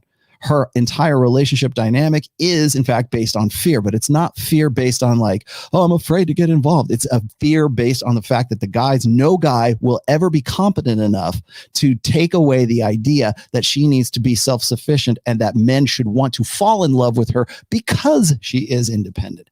That's the thing. She thinks her independence is an attraction cue for men, and it is exactly the opposite. Why? Because men have no need for women who have no need for men. And they're about to talk about this in just a second here, is that when we talk about, and I mentioned this, I put this out there when I was in the first After Hours show. I said, do you need a man? And damn near every girl at the table says, no, I don't need no man, but they want a man. I don't need a man, but I want a man. But men don't want to get with women who don't need them, don't have any use for them. They're superfluous. What that does is when you say that, when you say, I don't need no man, but I want a man, what you're saying is men are superfluous. Men are nice to have around, but I don't have to have them. And guys who are in part of the black pill, doomer, MGTOW community, they say much of the same thing. Now, I don't think that there are like exact parallels between those two, but that is one parallel. I don't need no woman. Well, that's exactly what feminists have been saying for a long time. But I want a woman. Well, if a woman came into my life, then I'd want to bang her. And if she was down and she was a ride or die girl and just magically liked me for whatever reason, and I don't have to do anything, well, then I'd be okay with that, right? Well, I want a woman, but I don't need a woman. Well, you're essentially just saying the same thing as this chick is right here. It's coming from a different place, but you're saying pretty much the same thing. Women are superfluous. They're nice to have around. They're nice to nail, but I don't really need one in my life. Well, actually, you do need one in your life. And women, you do need a man in your life. You need a complement to your life. Because if you're going to have a healthy relationship, if you're going to be in a situation where men and women are together, and as I've said before, we are complements to one another, if you're going to be in that situation, I mean, can you live without a guy? Sure. Guys, can you live without a woman? Sure you can. At least that's what we're supposed to be thinking. And this comes back to the main point that I want. Today's actual topic today, or today's actual title of today's video, is we live in a post-marriage world. And that's what this is illustrating right here. In a post-marriage world, we don't need each other. We want each other and we're superfluous to each other, but we don't actually need each other because we can be independent and we're scared shitless to be dependent or to in any way trust a guy or trust a woman for whatever it is that we're looking for, whatever that we might have a biological instinctual need for. I keep saying this, and you're going to hear this from this other guy here in just a minute, we're at a point right now where we realize, and we can put out these nice declarations of, yeah, men should be able to go out and kick ass and everything, and a woman should just be a compliment to a man's life. I've said that since day fucking one. You will find that quote in book 1, and that came from a forum post on So Suave back in the mid to early 2000s, right? Women should only ever be a compliment to your life, never the focus of it, because that's what women want. They don't want to be the focus. They don't want to be your sun and moon. They want to attach themselves to a worthy man's purpose. That's where it comes from. That's Royce. I'm quoting Royce right there, right? Ups to Royce, right? Here's your quote. That's your attribution. They want to dedicate themselves to a worthy man's vision. And if there are no worthy men, if you have been raised since you were 5 years old to believe that no man will ever be worthy, then you get Moira. Then you get Israel, whatever her name is. That's what you get from that. And that's the mindset. That's the fear. You see how you're living your life? You're living your life worst case scenario thinking. Yeah. Imagine me saying, I don't want to start a business because if I open a business, I can lose all my money, because that's a risk of starting a business. You can put all your time, energy, effort, and money and research into a business and lose it all. So what happens is a lot of women have seen either from divorces in their family, either from their mom whining, complaining, or they've seen a woman being in an unhealthy situation, and now their fear is the worst case possible scenario. So here's another worst case possible scenario. But but you do not see how living like that is a problem. I do understand. I completely agree, but I do think that there's a place for responsibility. And women in relationships, because there is a power dynamic, oftentimes can be put in situations where they can't get out. So here's a problem. You said oftentimes. That is your personal experience. It's not my personal experience. All of my relationships have ended amicably, and I respect all of my exes. I've never been abused, thank God. I've never had any like negative situation like that where I relied on someone. Never. So let me tell you why This chick is 23 years old. How many relationships do you think she's had between, say, like, I don't know, 17 and 23? They've all there's more than one, so they've all ended amicably. In the Adam Sosnick show, I should have showed you this part. She's talking about how, like, she got to a point where her notch count, her body count was getting a little too high, and she had to really rein it in. Like, you're 23 years old, right? Of course you don't. Of course you don't trust men. That it's not even so much about fear at this point. It's about trust. It's about finding a guy for whom she could let go of that, well, fear, but that need for independence, because that independent need comes from the disbelief that a man could ever be in any way someone she could look to and depend on for her life, essentially. And at some point, women have to make that choice. They have to say, well, I'm going to have sex with this guy and I'm going to have babies with this guy. That puts, again, women are the vulnerable sex. That puts women into a very vulnerable position. But when they have children with that guy, they have to decide for themselves, am I going to be with this guy? Do I trust this guy with my life? That's what the question is, because you're having a child with him. If you can't trust that guy with your life, how can you trust him with the life of your child? And that puts women, again, like, especially when women like this get into a long-term relationship and they have babies with that guy who they don't trust, intrinsically don't trust, because the only guy that they're going to get into a relationship with is going to be the guy who goes, yeah, honey, I agree. We should be equal partners. Yeah, I agree. You should be independent. Yeah. Right. And I'm going to answer this really quick to you, because this sort of locks in with what I was talking about. A man who supports a woman to acquire a higher value, financial, educational, physical, social, blah, blah, blah, it only hands the power to eventually leave him. Thoughts? Yes, you're correct. You're 100% correct about that. I got into that with the idea that, women, when they are in a marriage and they suddenly find a boost in status of some sorts, usually that comes as a result of a promotion at work, or they're making more money than that husband is. That on a hindbrain, lizard brain level says, I'm better than this guy and I am pulling this guy's weight right now. And even if it's just marginal, like maybe she's making just, $5,000 more than you are a year, or $10,000 more than you are a year, it's still in the back of her mind saying this guy's dead weight. Because as I said before, to be a man is to create more resources than you can expend. And when a woman is put into the position of making more money than the guy, there's only one thing that offsets that, and that's like laying down the good dick. That's pretty much it. Anything else after that is sort of like she can't get good D on the regular. If she's making $100,000 a year and he's only making $32,000 a year, the only reason that guy sticks around is because he's in good shape and he like rocks her world in bed. That's more or less it. He becomes sort of like a gigolo at that point.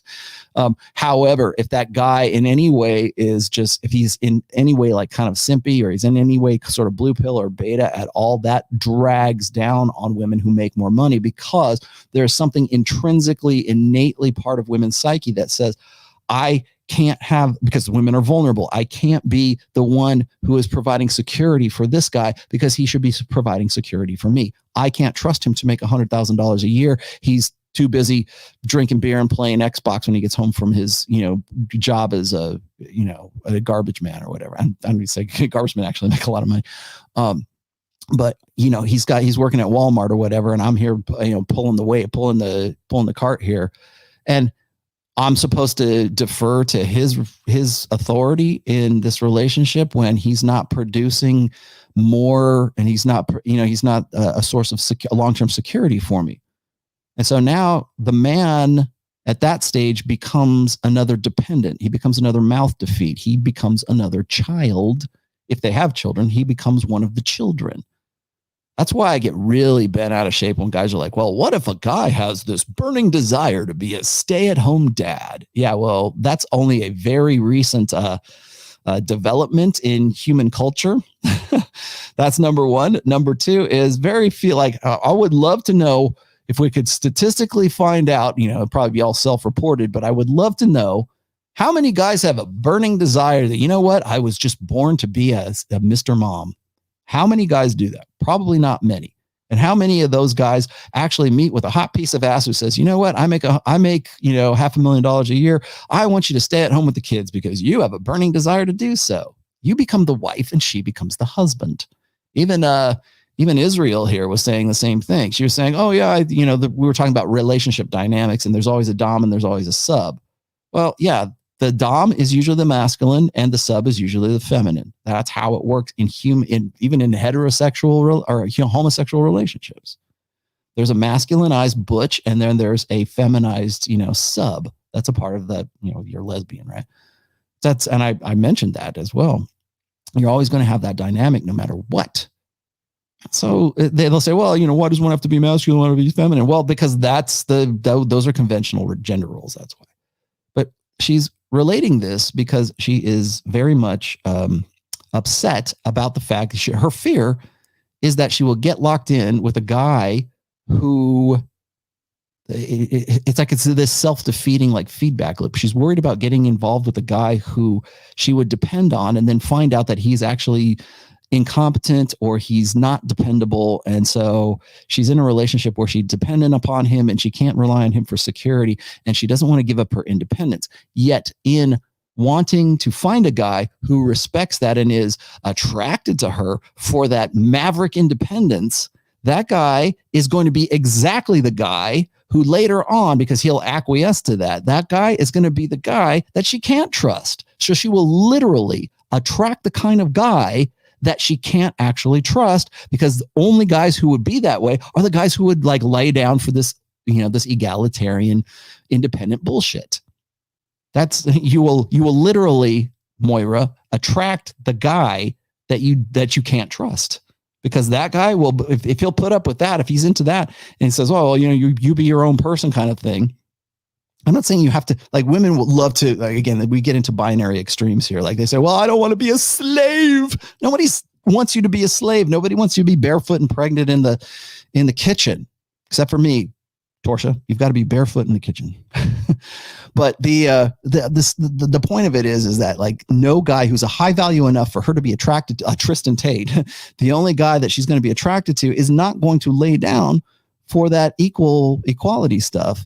And so she will either therefore have to get over that fear and depend on that guy's long-term security, or she's going to get with a guy who at some point she's going to outclass and not be attracted to him and have that relationship fall apart. Exactly what she fears to happen will happen, because the only guy who would agree to a relationship on those terms is exactly the guy that she can't trust.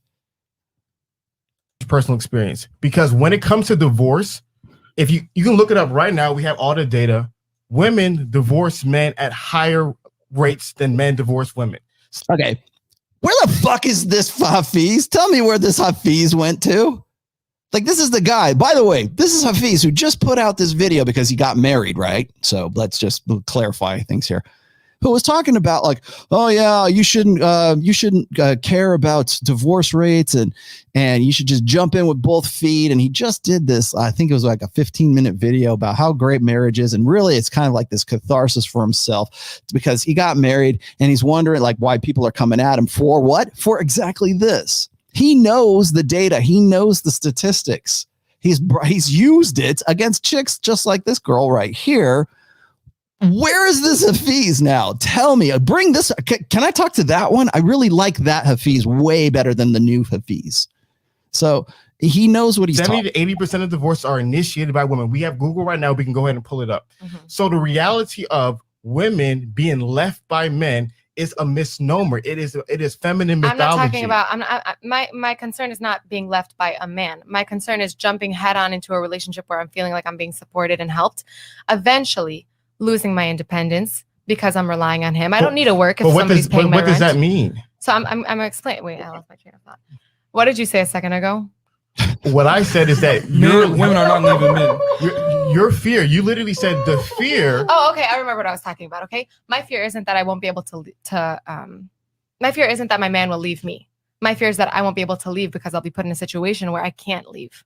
Okay, so that fear is based upon a worst case scenario. You're living your life on a worst case scenario. If you take that energy into business, you'll never be successful. But if you relationships... let me finish.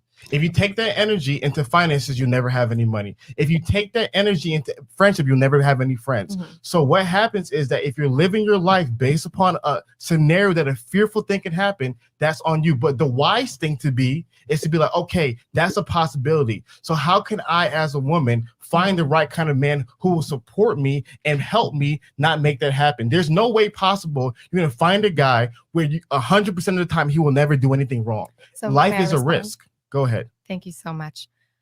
Number one, I do think that being a woman in the world, you do have to live not in fear. Maybe fear is the wrong word to use, but you do have to be very, very conscious and cautious of all the dangers around you. And relationships can turn dangerous at a certain point. That's number one. I'm not saying I'm living out of fear. Not at all. Every relationship that I've been in. What does that mean, though? You just said relationships can turn dangerous at a certain point. You know what's very fascinating about this is what you just shared?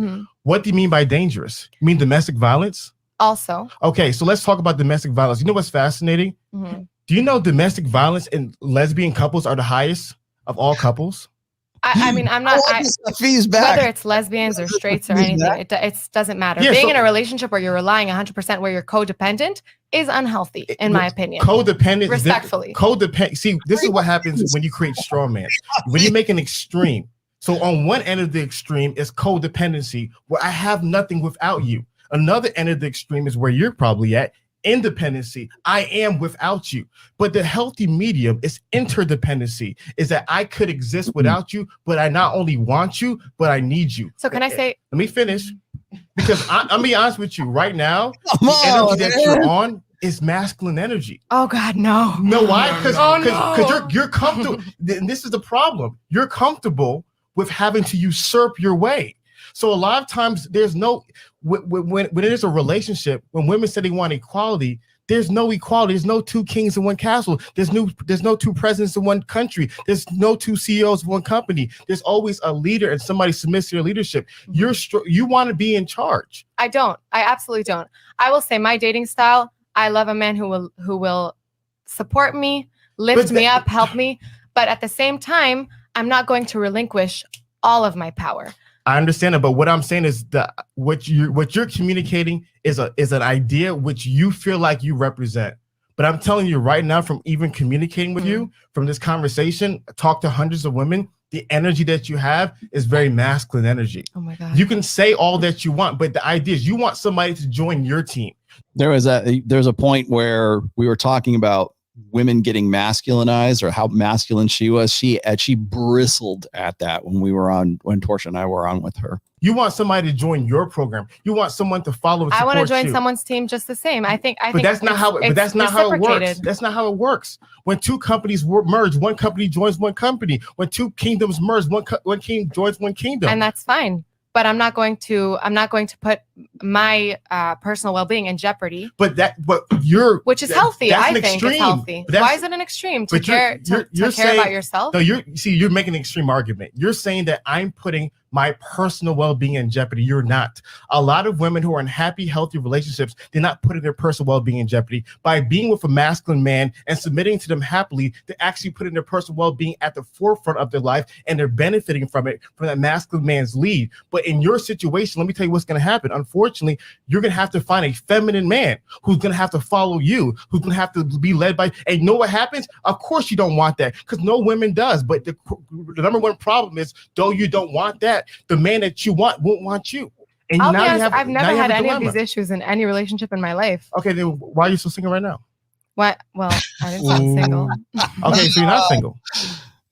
I mean, I'm seeing a person in my So life. you're single.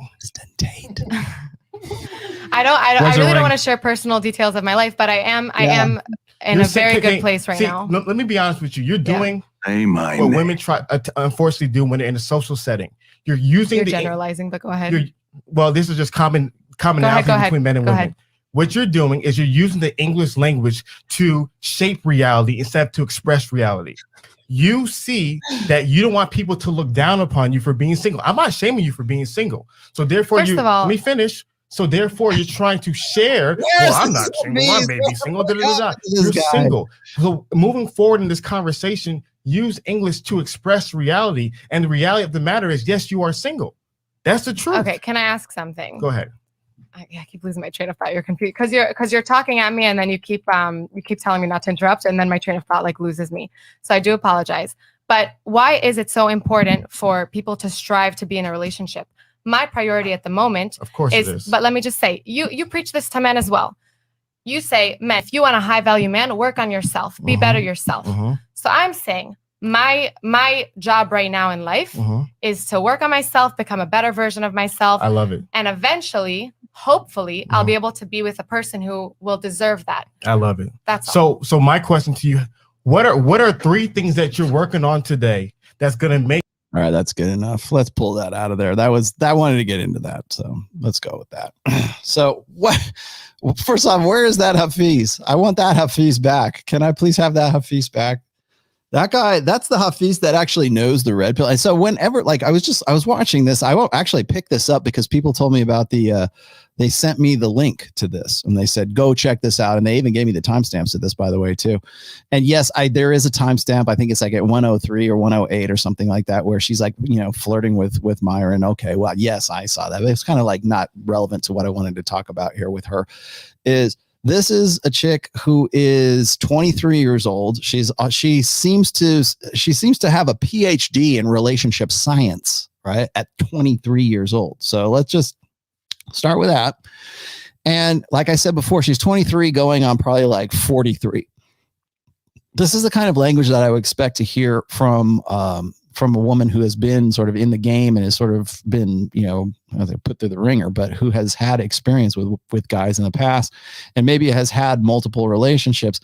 I don't know what her notch count is. I'm not going to even speculate what it might be, but let's just say that she probably, let's say gets around, but she's probably had more than a few. So, and she's already talking about her relationship dynamics and all of them have ended amicably. And it's like, you're 23 years old. What, the ones you had in high school? I mean, that's your frame of reference for relationships, because she says, I've been independent since I was 18. Okay. So let's say, how many relationships have you had between 18 and 23 years old? I can tell you how much, I know what my daughter's relationships have been. And it's probably, I can count them on the fingers of 2 fingers, right? That's it.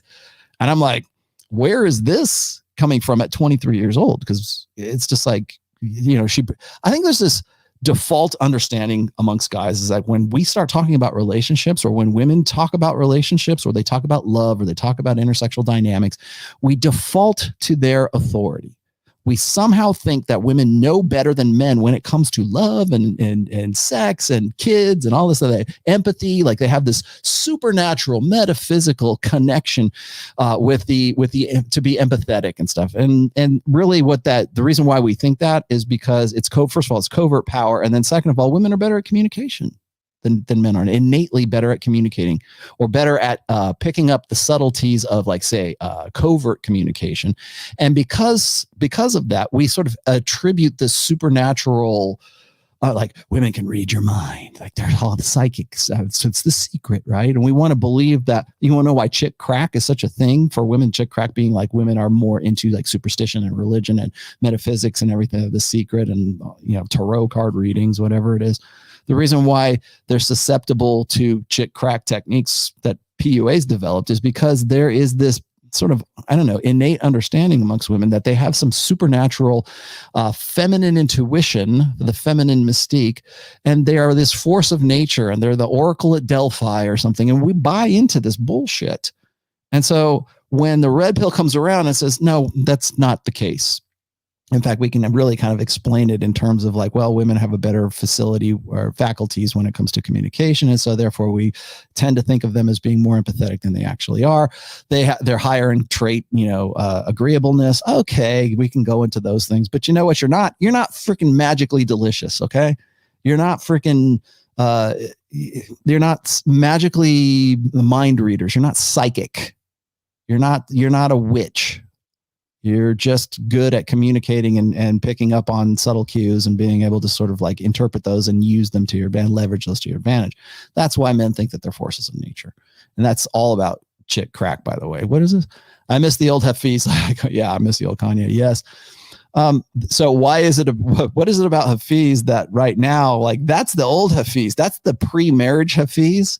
That's the I got to get out of the red pill pool Hafeez. This is Hafeez and the roommates when they're like they're simpatico with Fresh and Fit. They wanted to dip their toes in this, and God damn it, man, Hafeez was on his game on this. So when I come at Hafeez for the shit that I'm about to come at him with, but when I talked to him or when I did the breakdown video of him and Michaela Peterson together, this is why I'm frustrated as hell with Hafeez. You fucking know better. You know this shit. You know exactly what this is. You know what the data says. You know about the marriage rates. You know about the divorce rates. You know about lesbian violence. Like, what else do you know that you're not like talking about? And you want to turn your back on the rep. That's why I'm frustrated with guys like you. This should be part of your goddamn brand. You should be able to be a good ambassador for the red pill, but instead you're just like, oh, those guys are just angry incels. Oh, well, let me tell you why marriage is a great idea for everybody, right? Oh, and of course, then you soak it in Christianity. And that right there, honestly, I have a faith, all right? You guys read the really last chapter of religion, you'll understand what it is. I'm just going to leave it at that because it takes too long to describe. But you offend me as a believer when you soak your denial of the red pill in your religion, because to me that says you're disingenuous when it comes to your conviction and to the red pill. It's a double hypocrisy. It's duplicity of times two is what it is. You know better. You know better religiously, and you know better according to the red pill. And why are you doing this? Because you think it's on fucking brand. You think you're going to be the next goddamn, Tony Robbins. You think you're going to be the next Zig Ziglar or whatever. I don't even know, Gary V, right? You're not, Hafeez. In fact, let me give you a little bit of business advice. If you're not going to be a Gary V. Seriously, simple as that. And turning your back on the red pill at you know this stuff well enough. And I don't see this come out of your mouth, and I know what you're doing.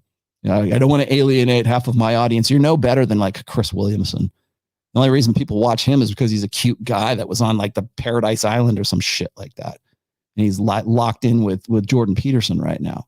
You know better. That's why I'm disappointed. I don't have no hate. Again, this is the no hate episode. No hate.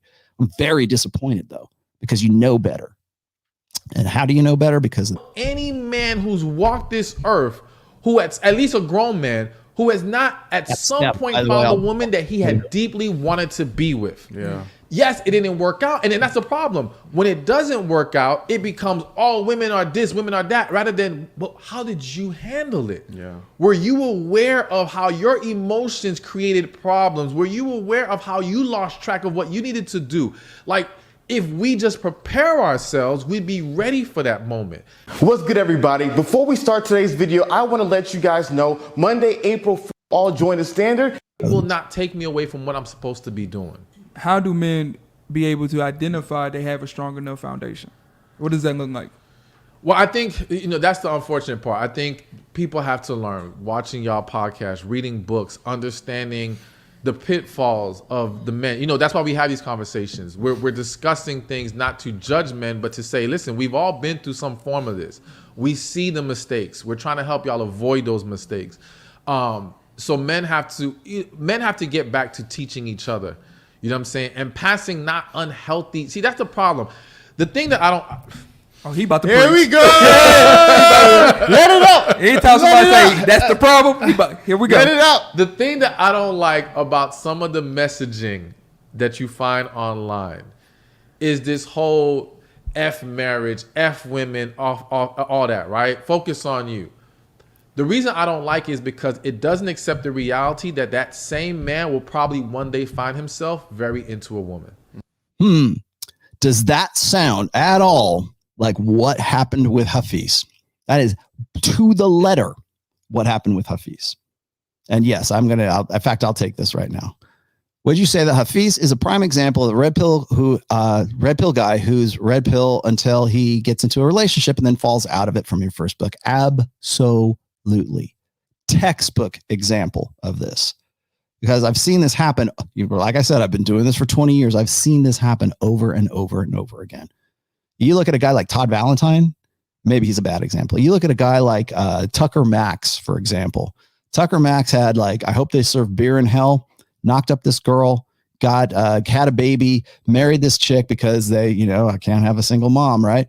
And then does his next book, which is Mate or something like that, which he got into with Mating or Mating Mind, or I forget what the title was. But on the cover of the Mate, or excuse me, on the cover of I Hope They Serve Beer in Hell, it's his picture with some random chick and her face is blanked out and it says your face here. And then on the Mate one, right after all of this, it's his face that's blanked out. It says your face here. And then it's this chick and she's got the baby and everything else. And now suddenly he's putting his wife as part of his marketing plan. And it's this 180 from what the message was before.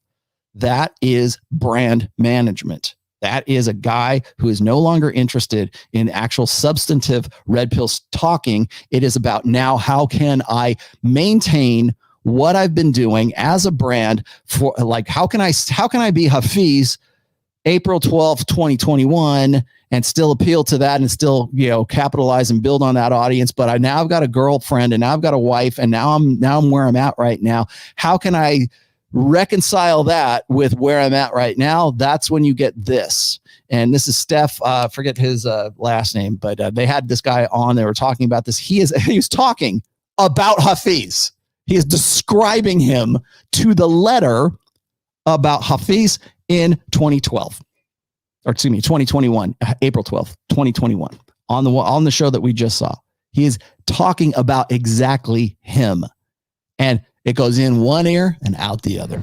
And if he has not learned how to handle when that moment comes, he will find himself in more trouble. All right. So it reminds me of the story. There's a book called The Game by Neil Strauss. And Neil, he learns how to be a pickup artist, boom, boom, boom. And he gets good at it. He gets great at it. Okay.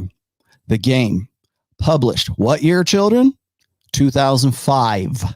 We're talking, the book was published almost 17 years ago. And we're still talking about this. And the events that transpired that ended up in the book happened right around 2001, 2002, 2003, 2004. Somewhere in that 4-year period was the heyday of the seduction community. We're still talking about it. It's 2022, and this is still important to these guys. These guys are using this as if it's gospel to the red pill. But it doesn't stop the fact that he ends up finding a woman that now he actually falls in love with. Yes, Nita Strauss, who dumped his ass all of 4 years later. He ended up getting married with her, had a baby. She was sick of his simping, bullshit, blue pill, authentic self, right? And what happens afterwards? He writes The Truth, which is sort of his renunciation of all the stuff that was in the game, and has been on the back foot and has never been as popular since. That woman is no longer part of his life. In fact, he had a podcast. The guy is probably the most simpish, most granola crunching guy you have ever seen in your life. Not a good example of who you want to use as like, oh, well, you know, he saw the truth and he got with a woman and he had to change his mind about things. Yeah.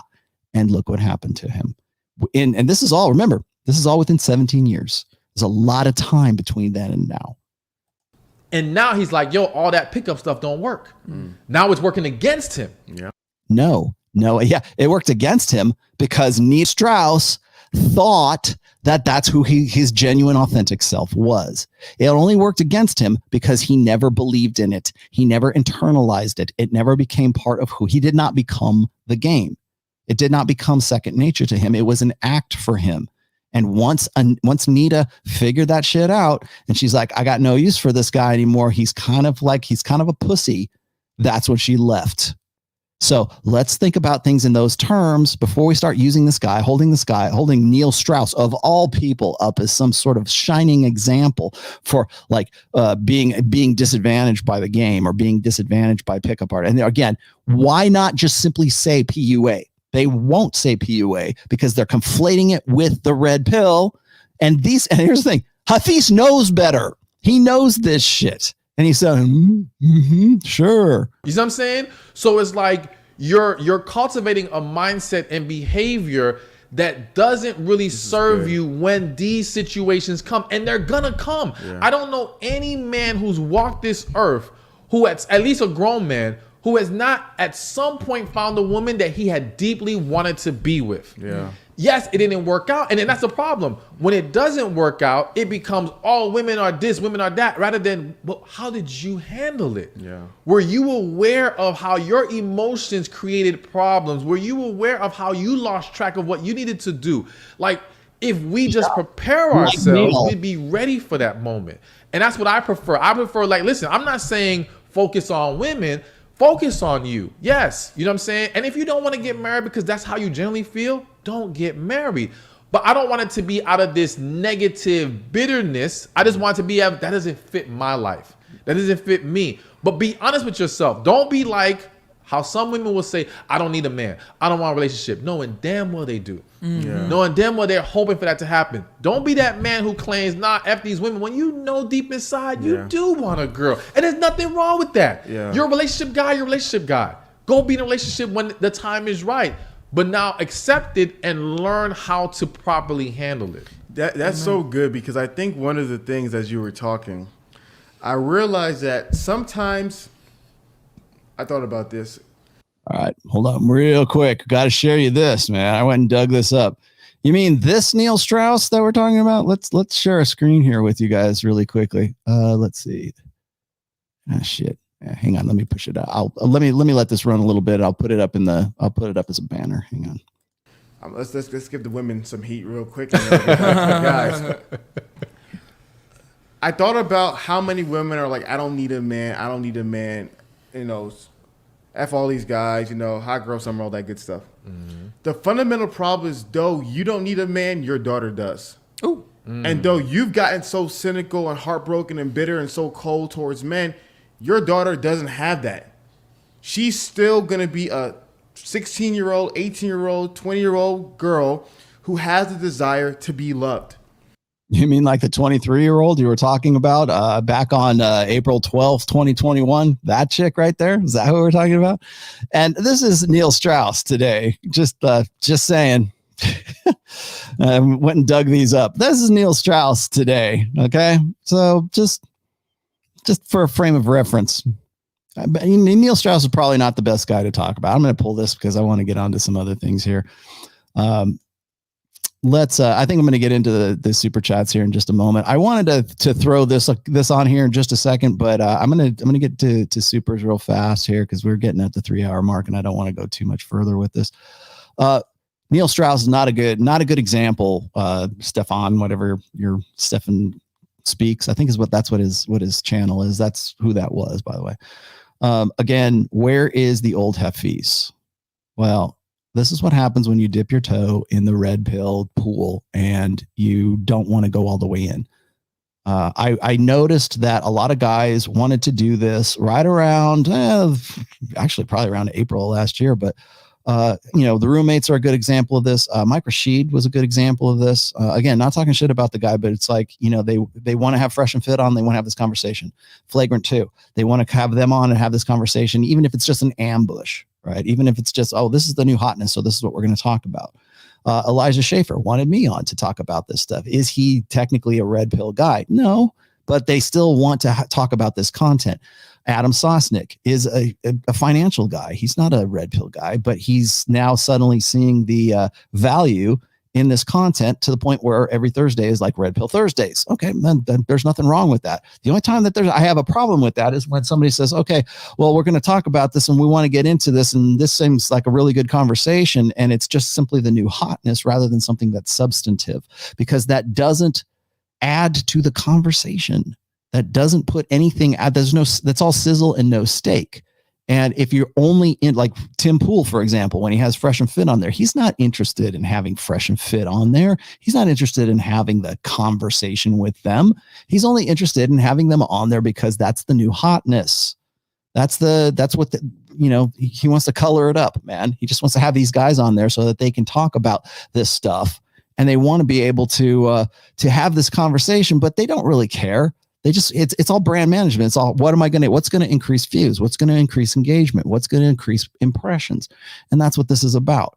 But the problem is that once, like, somebody, for example, like, and no flame it. You guys know I love Elijah Schaefer and Sydney Watson, but when they have Jack Murphy on that show, they don't know what they're getting into. They think he's a good ambassador for positive masculinity. Well, we had Rollo on, so let's get this guy on because he seems like he's the good Christian version of Rollo Tomassi, because he's all about positive masculinity and pro-masculinity and yada, yada, yada. And then they get dumped. They get sideswiped by, the shit that went down with him and Sydney. And then he flamed out in a blaze of glory right after that because of all the shit that came out with his, his YouTube or his sex scandal, let's just say his cuck scandal, and all of his like amateur porn started surfacing. And now they're like, thanks a lot, asshat, because I'll probably never get the call again to actually go in and talk to Elijah or I hope I do. I don't think that will happen, but then suddenly they get a bad taste in their mouth because of a guy here who's they think is going to be a good representative of some other, faction of the red pill or the manosphere. Turns out the guy is this, career cuckold, and they didn't know any better. And now it's like, okay, well, let's wait another 6 months and maybe I'll get the call again. The same thing happens with so many other, in so many other ways, like in so many other like wheelhouses, I guess. So if I'm talking about like the financial or the fitness, like I remember like when Mark Bell and them gave me the call, yes, I knew that those were the guys who were working with Michaela Peterson in that Instagram shot that I used in the Kill the Party video. I knew that. Thank you very much. And I'm glad I had that talk, because you know what happened? That was a good example of what I'm talking about. It's a good example of me getting into it and having a substantive conversation with these guys. And you know what? I'm not actually the asshole that Michaela would like you to believe I am, the 30-second clip that she's putting out there. And they think they're going to have me on and give me and I don't think this is what they had in mind, but like a lot of people will think, well, I'll just have him on and I'll get him. I'll get this guy. You want to know why Ethan Klein doesn't want me on the show? Is because he won't get that 30-second clip from me. He'll get it from Fresh, but he won't get it from me. That's why he wants Fresh on there. He wants Fresh to fumble around and stutter a few times, and they'll go, oh, this is what this guy's about. And the numbers go up and up and up and up and up. Oh, wow. They really put one over on those guys. They got their comeuppance. They know that they won't get that if I'm on there, because I come correct when I go on there. I will own their asses, and they know that I'll own their asses. But that's not good for a 30-second clip. So, yeah, we're going to take a hard pass on Rollo. Yeah, I'm sure you will. All right. That's good enough. Let me, I was going to do, what's this guy? Let me throw this in here real quick. The red pill. Pretty good, actually. This one's a pink pill. Yep. That's the one. 7-Eleven jelly beans. Not too good. Not too bad. I pass on them. What is going on, bro? Welcome to the video. When it comes to self-improvement advice for men, it seems that by far the most popular and relevant genre over the last few years is this red pill, manosphere, alpha male inspired advice. In the past, I've given some brief thoughts here and there about what I don't really like about it. But today I want to dive in a little bit deeper and take a look at a few guys who have been trending in this space. Okay. Beginning from false presumptions once again. It's not just about these alpha male guys. I don't think certainly not on this show. I don't think I've ever called myself, at least unironically, I don't think I've ever called myself an alpha male. I think I've called myself a lesser alpha at one point. Only because that was a designation from a test that I took way back in 2008 or 2009 on Royce's old blog. And you actually read down this checklist. If you could do like these certain checks, you were like a greater alpha, lesser alpha, beta, greater beta, whatever. I went down the list and stuff like that. And again, it was a joke kind of thing. So like when people say, do you think you're an alpha, Rollo? I go, yes, I'm a lesser alpha. And only people of the time would understand that. Like this is like, if I say that now, people go, he thinks he's a lesser alpha. He's not an alpha. He's got a greasy ponytail. Fuck him. Right. No. That's not where that comes from. But again, I've never unironically referred to myself as an alpha or beta or whatever else. I can tell you sociosexual hierarchies. We've done that before. I actually talked about that on Sosnick's show. But again, it's this bro science, bro pills. This is the bro pill right here. This is the bro pill in a nutshell, man. Oh, this is what it's really about. Let me tell you, I'm going to dip my foot in the red pill. Here we go. And just go through a couple videos of theirs with y'all. These are guys who I've been familiar with, but I haven't consumed a lot of their content, to be honest. So we're going to go through this together. So you really don't know what they're about. I haven't really noticed anything about this. I'm not really into this. I've only watched a few of their videos. But let me do a half-hour show pretending I know what the fuck I'm talking about. And I'm going to give you my raw reaction. So I end up with all these chicks just stuck in their house, sitting there bored, completely in love with me. And of course, they don't go out.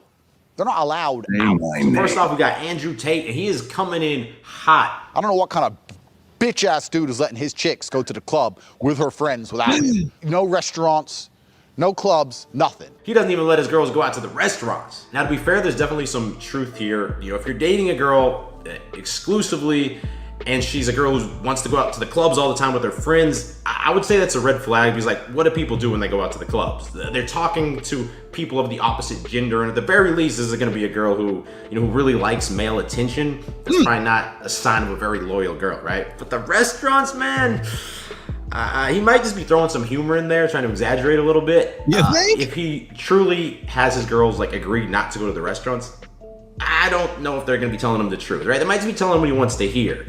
If you're clearly you have no prior knowledge, as you said, clearly you have no prior knowledge of who Andrew Tate is. Okay. Beast Mode Man. I don't even know your real name because you just go by How to Beast. And I, for the life of me, tried to find what your actual name was. I even went to this guy's Facebook page, which I guess he hasn't updated for quite some time. But Mr. Beast here, not the Mr. Beast, the Mr. Beast Mode guy here, clearly has no prior knowledge of who, Justin Waller is. He'll talk about him in a second. But he has no clue who Andrew Tate is. Although I'm sure Israel knows who Andrew Tate is. But it's like, yeah, because you don't understand like what his background is. Now, I like Andrew Tate.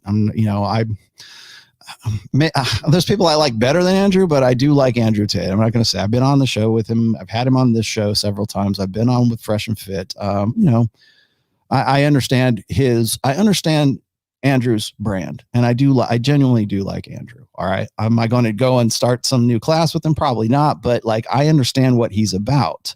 I also am very good friends with Justin Waller, who is also good friends with the Tate. So is Sterling Cooper. So we have this connection, and I do understand what all of their individual brands are all about. Clearly, this guy doesn't, because he wants to, in some way, find some way to relate what he's talking about to the quote unquote red pill, because he's dipping his foot into the red pill pool, thinking that it's going to in some way get him a kick up in views. He said as much in the beginning of the video. Someone who's that concerned about your girl leaving the house, I'd be curious, like, why? What's happened to you in the past that's caused you to have these trust issues? Listen, you little fucking If you think a man like me has to be loyal to some stupid whoopie like you, you're out your fucking mind. You ain't been through a fraction of the shit I've been through to become the man I am. You're nothing. Seems like there's a lot of anger here, a lot of anger towards women. Please understand, there is no female on the planet who would not be a loving, loyal, subservient girlfriend to men of our caliber. So it seems like what he's saying here is that there's not a single girl on the planet who wouldn't be happy to be subservient to him. And to be fair, this is a guy, I believe he was an ex-professional fighter, Kickboxer. Say it. Kickboxer. If you have to know who Andrew Tate is, you do know who Andrew Tate is. You're just bullshit. You're just beating around the bullshit bush here. Boxer. He clearly has, his style down. He's got a good look to him. Yeah, and probably has more money than God. So let's just throw that one out there as well. He's built a brand of his own. So I'm sure that he doesn't have problem getting girls, like, to give him full credit. It's just not. Do you even know what this dude does for a living? You do know, but you do know what he's about, right? Clearly not. But you're going to talk as if you do know. Like a logical belief to think that every girl in the world would be attracted to you. Again, not sure if there's some exaggeration going on here. Unless you're Drake or something, every guy has experienced his fair share of rejection. So I'm not sure if that's happened to him and he has a certain way to rationalize it. I'm not sure. But it's kind of the... I need to get, Kevin Sabo, if you're watching this, I need a B-roll of me like sticking my head up out of the water and like, we have to do that. That's too good. Funny part about the red pill for me is that there's a lot of anger towards women and almost putting them down as second-class citizens, so to speak, but below men. Yes, all of the purpose of their content is geared towards getting girls. It would be like if I hated pizza. I was like, bro, pizza is disgusting. It's the problem with our society. People are getting overweight and putting on fat because they're eating all this pizza. It's terrible. But then I'm going every night to Domino's to just try to eat as many pizzas as I can and bragging about it at the same time. Like, what? It doesn't make sense. Yeah, what doesn't make sense is your analogy. Here's the truth about male-female relationships. Women fuck men they respect. Mm-hmm. That's it. They don't fuck men they like. They don't fuck men they love. They fuck men they respect. If she loves you and likes you and doesn't respect you, she will not have sex with you. All right. Let me tell you something. That video that he was talking about right there, that the one that he clipped, that's from my channel. That right there, when we were talking about respect, because I remember exactly when that happened. It was I think it was in like November of 2019. Maybe it was, yeah, it would have been around then because I wrote the essays on respect, which actually ended up in part anyways in book 4. But when we were having that talk on respect, that's when I wrote the gender differences between respect. So clearly he knows who I am, because if he's pulling it from that video, that was my video. That's facts. That's facts. So if you allow her to blatantly disrespect you and you tolerate that, then you're setting a precedent, which means, well, why would I respect this guy in the first place? This is all extremely true. He's basically talking about setting boundaries, right? In the past, when I was too afraid to set boundaries with girls, maybe she was texting on her phone a lot on the first date, or she showed up super late and I didn't say anything. Well, obviously those did not go well because those girls knew, like, well, I can do anything to this guy and he's not gonna say anything. But once I was able to get comfortable, calmly calling girls out and say, hey, I'm not sure what's going on. You're on your phone a lot, but can you put that away for the rest of the date? I really want to get to know you. It's like nice. All right. So yeah, I'm going to kick this up because he goes into his Andrew Tate and a lot of this stuff you guys probably already familiar with.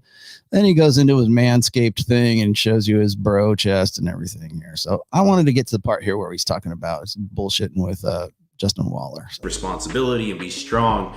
They'll learn to kind of soften up and relax into your leadership. So one thing I love to tell girls when they try to approach a door, I tell them directly, do not open a door around me. In fact, if you beat me to the door, wait, I'll be right there, but you're not opening the door. That seems a little bit strange of a thing to say to me. It's one thing to always make an effort to open the door and to do the chivalrous thing. I think that's great, but to tell a girl that, I think it would come across as if you were trying to overcompensate. It comes across as if you're trying to be like, all right, I'm done with this. I could keep going with this dude, but this is just major boring shit, to be honest with you. essentially, this is the bro pill. Okay. The bro pill is that guys like this have quote unquote masculinity brands. He's already got his own masculinity brand. And the reason why he's going at Tate, because Tate is probably an easy target for guys like this, because it's like, oh, well, look at this guy. I kind of agree with him, but I don't. It's like this half measure. If you're going to go at Tate, at least like hate on him, throw your best shot at him. Instead, it's this half measure. Well, he's kind of right and he's kind of wrong. And this is the red pill. No, this is not the red pill. David Beast, is that what he was? Was he on Fresh and Fit? Somebody was saying that he was actually, or Sammy's saying that he was actually on Fresh and Fit. I'll have to go look that up. But this is like bro pill shit right here. And then also I have to let you guys know that, again, just like Hafeez, this guy went from being, Mr. Bro, Mr. Beast, how to beast, right, to having a girlfriend and doing shows with the girlfriend on the show and changing the nature of his show. Same thing with Hafeez. So what happens here is these guys would like to interpret for you what exactly the red pill is. And this is not the red pill. This is just I hate to even use the term, but this is like the bro pill, right?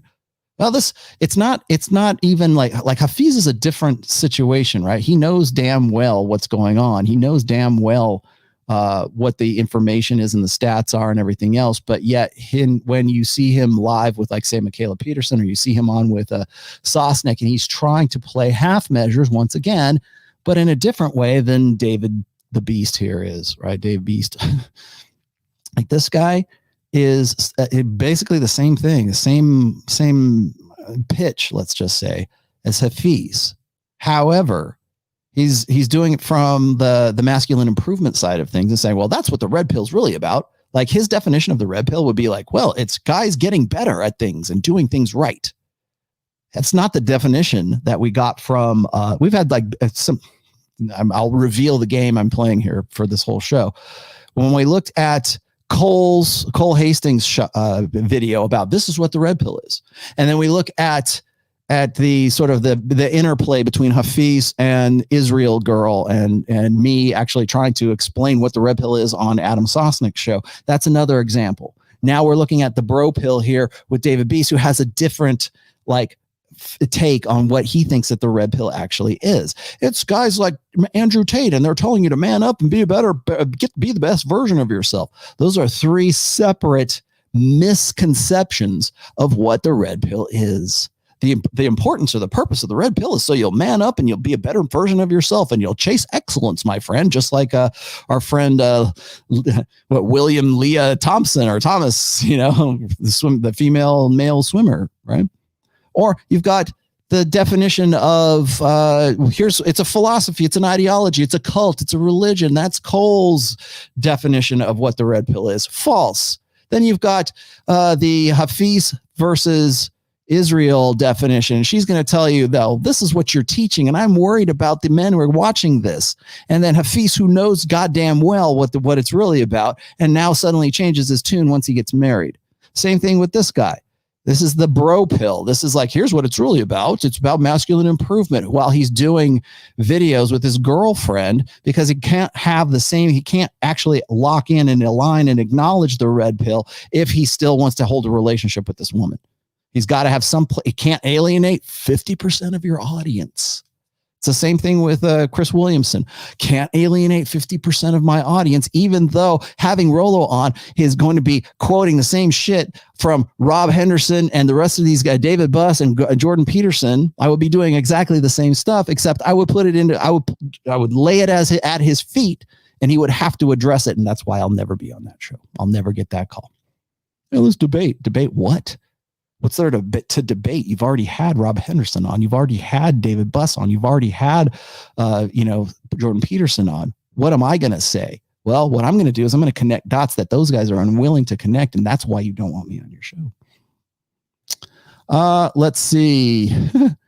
Hafeez used to be under Derek Jackson for a time. Was he? I didn't know that. Let's see. Anything else that I'm missing here? Paul, I got to you. God damn, man. I gotta backtrack a little bit here. I'm trying to get to you. I never really want to get to the point where I have to deny reading all of your I don't want to ever get to the point where I have to like read just like $20 super chats. I understand why the guys do that. I understand why like even Tim Pool has to do that. Like, I'm only reading $50 super chats. That seems mercenary to me, but I get why you have to do it. Rollo, why do women get into the relationships in the hoe phase? Because I think that the women who do that see the light at the end. They realize that they are not as high value enough, and they have to cash in their chips as early as possible. That's why. That's the short version of that, anyways. All right. What else do I got going on here? Let me see. Who else do I got? Rollo, a man who supports a woman. Okay, I got to those. Got to you. I got to Michael Kerr, older female relative told me one of her girlfriends has a worthless husband. Well, he pounds it out proper so she doesn't divorce him. Yeah. As I said before, when it comes to relationships where a woman is making more money than the guy, remember that women tend to get into long-term relationships for security reasons. Okay. Alpha fucks beta bucks. Well, if the beta buck side and the provisioning, protection, and a parental investment side of that relationship is already attended to, whether that's by the state, or it's by a woman who is like our good friend, Israel here, who's afraid of getting into a relationship where she would have to relinquish any kind of independence. When women get into that situation, there's only one. Women, when they say, I don't need a man, but I want a man. Okay. The need a man is the beta buck side. I need a man for security. I need a man for protection, provisioning, and parental investment.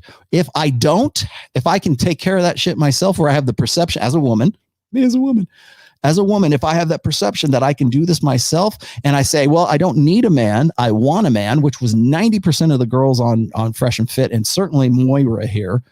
What's left? What kind of man do you want? The guy who pounds it out. The alpha fuck side is all that's left. So there's the want. I want a man.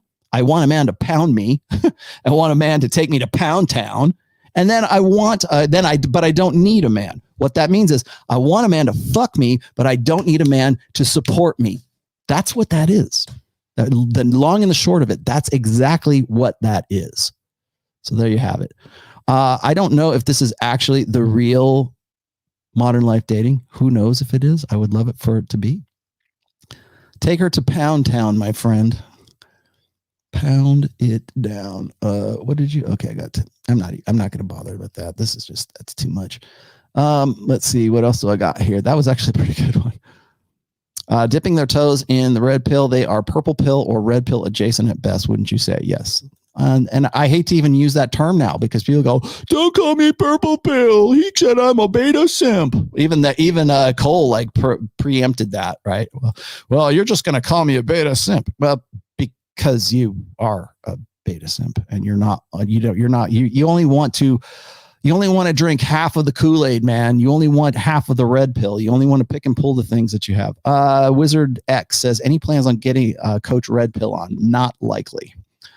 Sarah Davis. Oh, thank you. Make it make sense. All right. Good enough. All right, guys. So here's the deal. I'm going to do a short form video on Wednesday. I definitely want to get back into it. I am tired as hell right now. I can't even believe I did this show today. I'm still kind of recovering from my jet lag and everything else. I will never again get up. I will never again do, have 3 hours of sleep, get up, get on a 9-hour flight back home and and then hopefully do a good show. I hope you guys like this. I'm running on fumes today. That's why we did not do Rule 0 yesterday, because I was sleeping. And that's also why I didn't do the 6 yesterday, Donovan Sharp show. What'd you say, Sir Mr. Jason? I got a name for your church, Rollo. Rollo the Rational Knights. Okay, thank you. Rational Knights. What else do we have here? Get them in real quick. So I will be doing that on Wednesday. The 5th book is done and ready. I had to put it on hold for a week because I got asked to go out to Miami again. So I had to put everything off a week. So I'm back at it again. Hopefully we'll go to print by the end of this week. Again, they have to send me the galley copies before I can approve it. So it's going to be at least another week. I will be in Phoenix, Arizona with Robert Kiyosaki on my birthday. It's my birthday on April 2nd. I will be down there doing a talk. If you are part of Robert Kiyosaki's crew, welcome, brothers. I'll be doing that. It's a private thing. It's going to be a lot of fun. So it's possible that I will not be doing this show on April 3rd because I'll probably still be in Phoenix, but I will do a pre-record for you. That's that. But that's coming up in 2 weeks. At the end of this week, which is March 26th on Saturday, I will be playing with Trial of Ascension. And wait, let's see. There we go. I will be with Trial of Ascension playing my piece at Alturas Bar in Reno, Nevada. Lovely in the garden spot of Reno, Nevada on 4th Street amongst all the hookers and homeless. And man, it's not a metal show if you aren't at the worst place, and if you're not at the worst part of the city, it's not a real show. But we will be out there. We'll be playing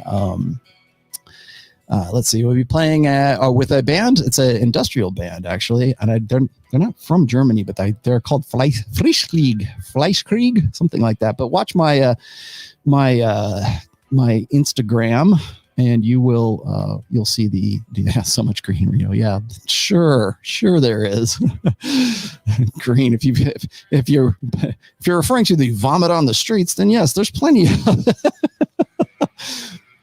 So anyways, I will be doing that on the 26th. I will be live streaming again on my my Instagram when we're at that show. We'll be with, I think we're just the opener. Fleischkrieg is a really big band, so I think we're just going to be doing with them. I don't think there's any other bands. So if you came out to the other show, which was in January, please come out again. I know we had guys come out from like Red Pill guys come out to watch the show. I had a guy come out all the way from Dayton. Another guy come out from Truckee, I think. So that'll be on the 26th of March at Alturas Bar in Reno. And so if you want to meet me, shake my hand, and watch me bang my head, that's fine. We'll be doing that. Trial of Ascension is really more of like a prog rock band. We're more of a prog metal band than anything else. So just to kill that, just to let you guys know. So we'll be doing that very soon. And what else do I got going on? I think that's about it. Again, my highest priority right now is the book and getting it out very soon. I will be going to the CME, by the way. If you are going to the convention of conference of masculine excellence, that is Donovan Sharp's conference that is coming on, and there are a lot of heavy hitters at this. This is going to be, I think this is actually kind of like the conference that I was kind of hoping that Donovan was going to pull off in Vegas last year. This is going to be something else. If you want tickets to get to it, or you want more information, it's the very first link in the description below. Again, it's going to be in Miami. It will be the 19th through the 22nd. I will be there from the 16th till the 23rd. I'm going to do some extracurricular stuff that I'm going to announce on this show. Also, I'm going to give it to my Patreon group first, so you'll get first digs at all of the extracurricular things that I have planned for the CME on my own. It might just be sitting around having a cigar on the top of the Centric. It might be going fishing. I really kind of want to go do so. I'm going to charter a fishing boat while I'm out there, because it's something I really love to do as deep sea fishing. So I'll probably be doing that. I'm trying to convince Torsia to come down too, so she might be there as well. She'll bring the girls with her. And then I know that there's a lot of other people that are going to be coming along. It's going to be a really fun week. So if you have vacation time, or if this is something that you really want to do, it's in Miami. It's going to be a lot of fun. Just to say nothing of the educational value that we've got going as well. I'm going to be there. Hotep Jesus, Kevin Savo, of course, Donovan's going to be there. Modern Life Dating John is going to be there. Troy Francis. You got at least 2/3 or 3/5 of Rule Zero. I think maybe Paul Benjamin is going to come down. Drew might be down there. Who else is going to be there? Gosh, there's so many good speakers. I'm drawing a blank right now, but go check out the speakers list. It's kind of like a who's who of the manosphere, really. I'm trying to get, I have a good feeling Sterling and Justin Waller will be speaking, if not there themselves. Gosh, I'm trying to think who else might be there, but go and look. Oh, Captain EO, Coach EO is going to be there. I know Lucario is going to be there. Well, of course, Fresh and Fit are going to be there. We'll probably be doing podcasts while we're there the whole week. But again, that week is May 19th through the 22nd. And again, I'll be there the 16th to the 23rd. So watch that. The roommates will be there. I don't know, but I know that they're in Miami. So we'll see. Anyways, that's it for me on today's show. I hope you guys got something out of this. And I love you all. And I love you. I will see you later. Bye-bye.